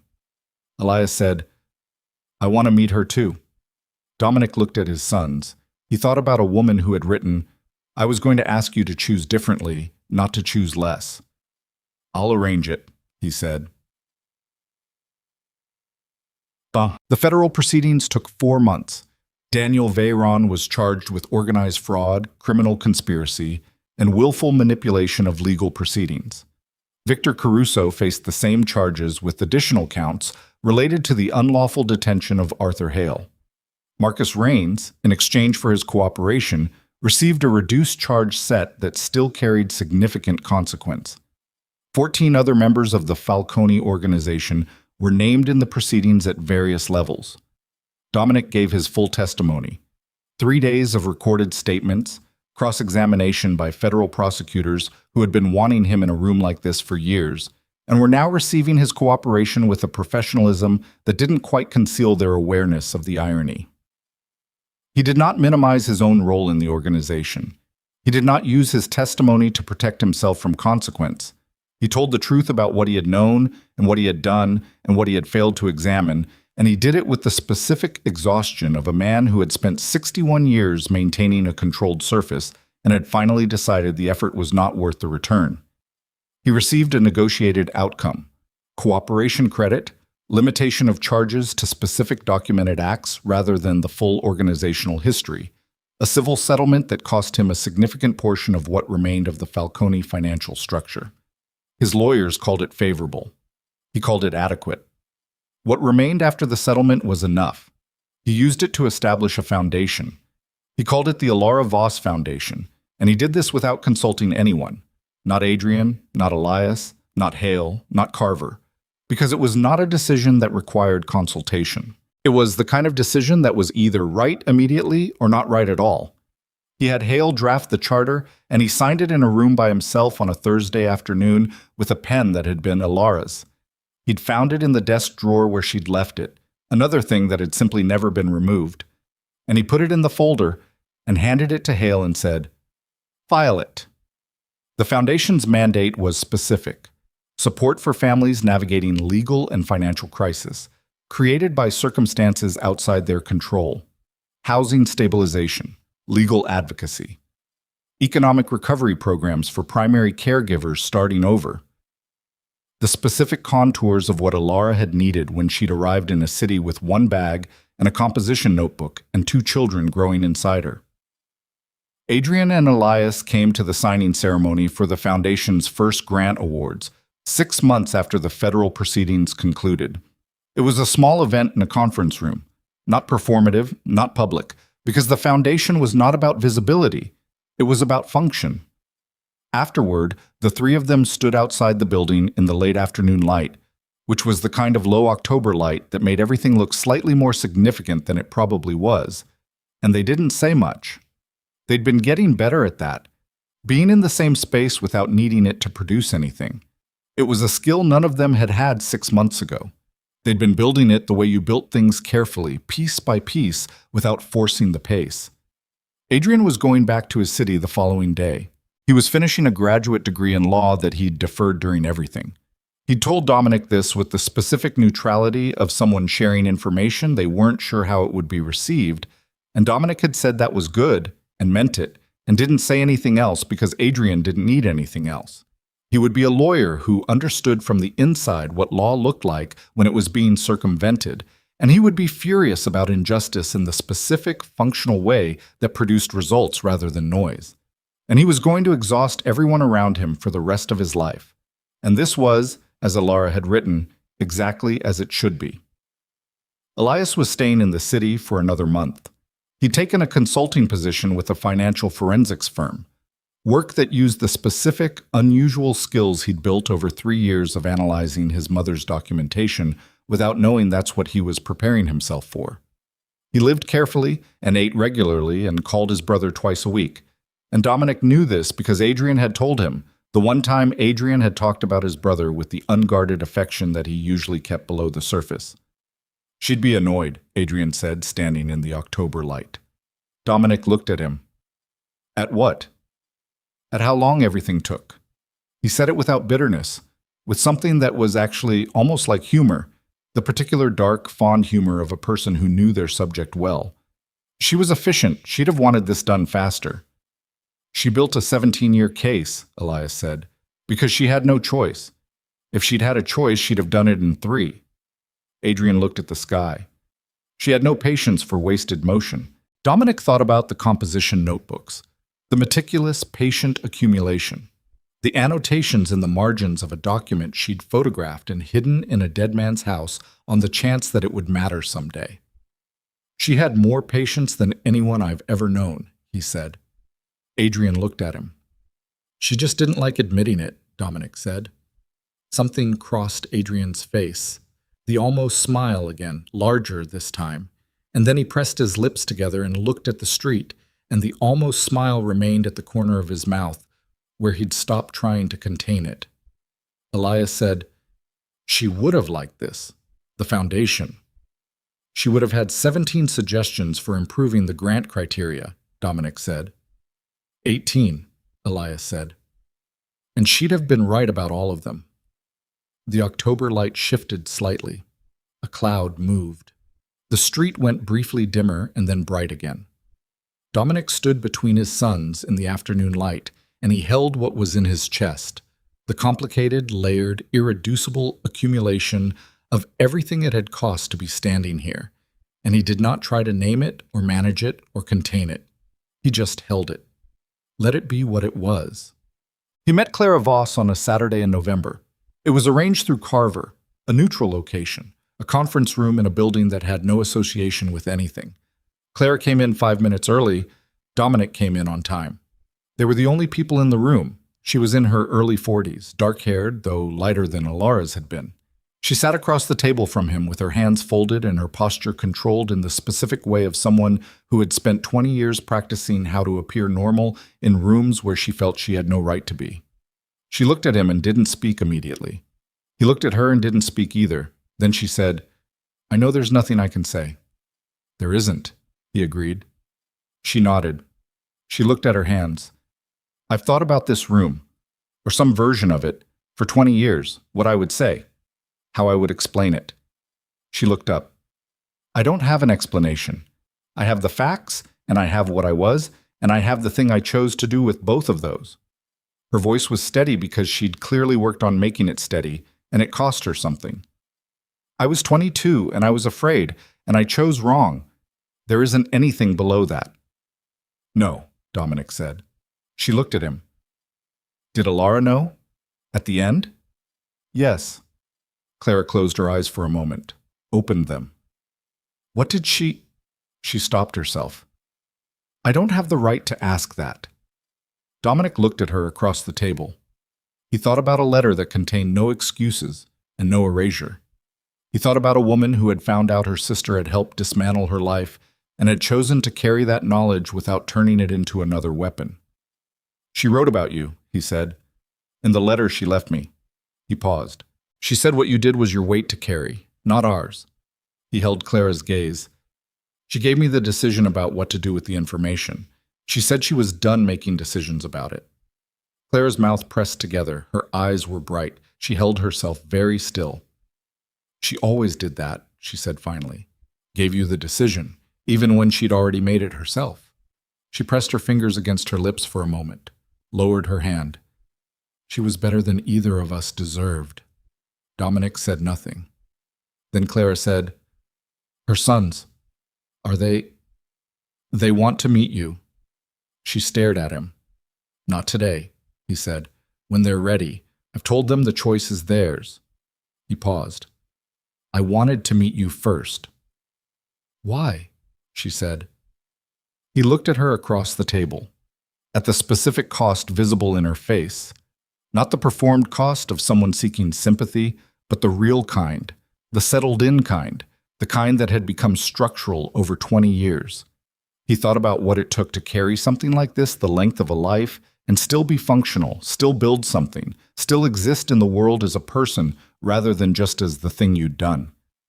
He didn't forgive her. He was not capable of it yet, and possibly never would be. He was honest enough with himself to know the difference between a decision not to pursue and a forgiveness he didn't have.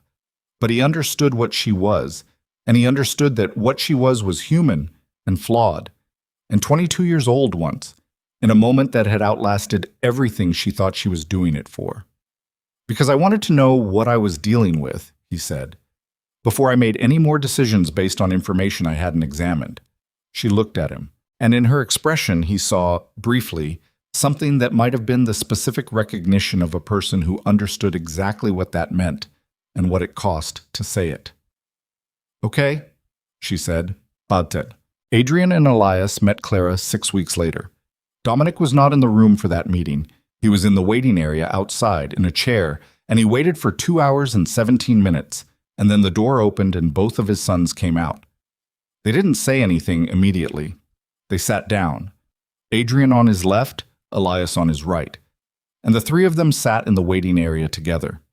Adrian had been crying.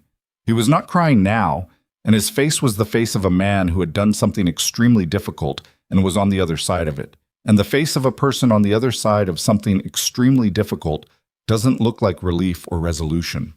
It looks like the particular exhaustion of having carried something to the end of the road and set it down and turned around and found the road still there. Elias was quiet in his usual way, but there was something different in the quality of his quiet. More open. Something had loosened in the area around his eyes and mouth that Dominic recognized because he'd felt something similar in himself in a hotel room in November with a one-page letter in his hands. After a while, Adrian said, "She has 2 kids." "I know," Dominic said. "They don't know any of this." "No."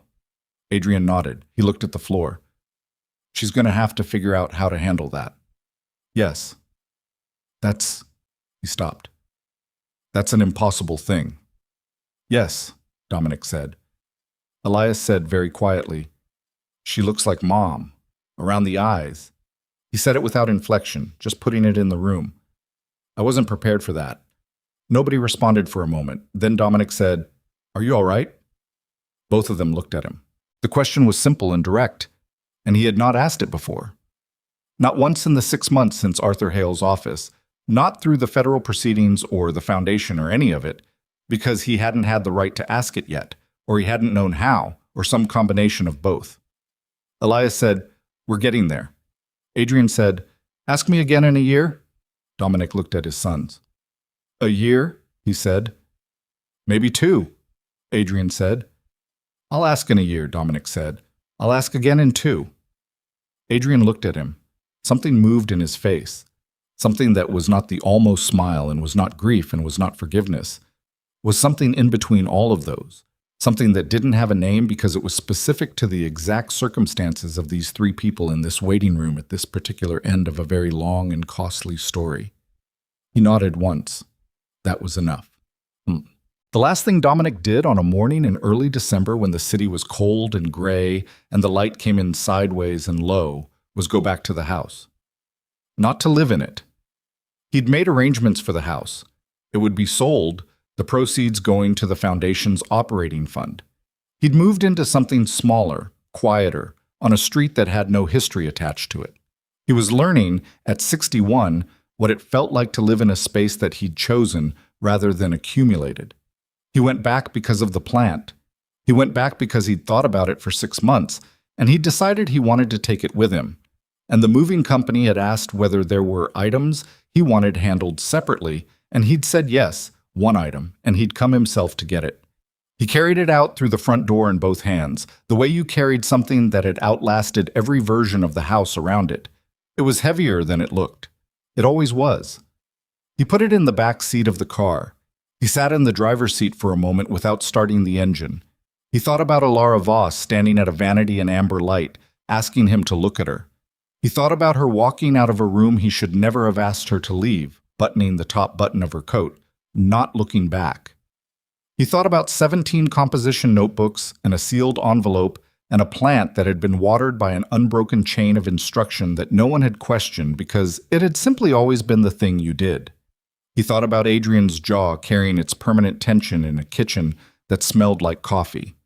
About Elias's hands laying documents on a table in the precise sequence of a man who thought in architecture. About 2 young men who had driven to a strange city carrying their dead mother's work and walked through a door not knowing what was on the other side of it. He had not deserved them. He was clear-eyed enough to know that. He was going to do the work anyway. He started the car. He drove out of the driveway of the house he had lived in for 30 years, and he did not look back at it. And he held that choice cleanly all the way to the street. And then he was in traffic, and the house was behind him, and the city was ahead of him, gray and indifferent and continuing the way cities did. The plant was in the back seat. He was taking it somewhere it could keep growing. That was enough. That was, for now, exactly enough.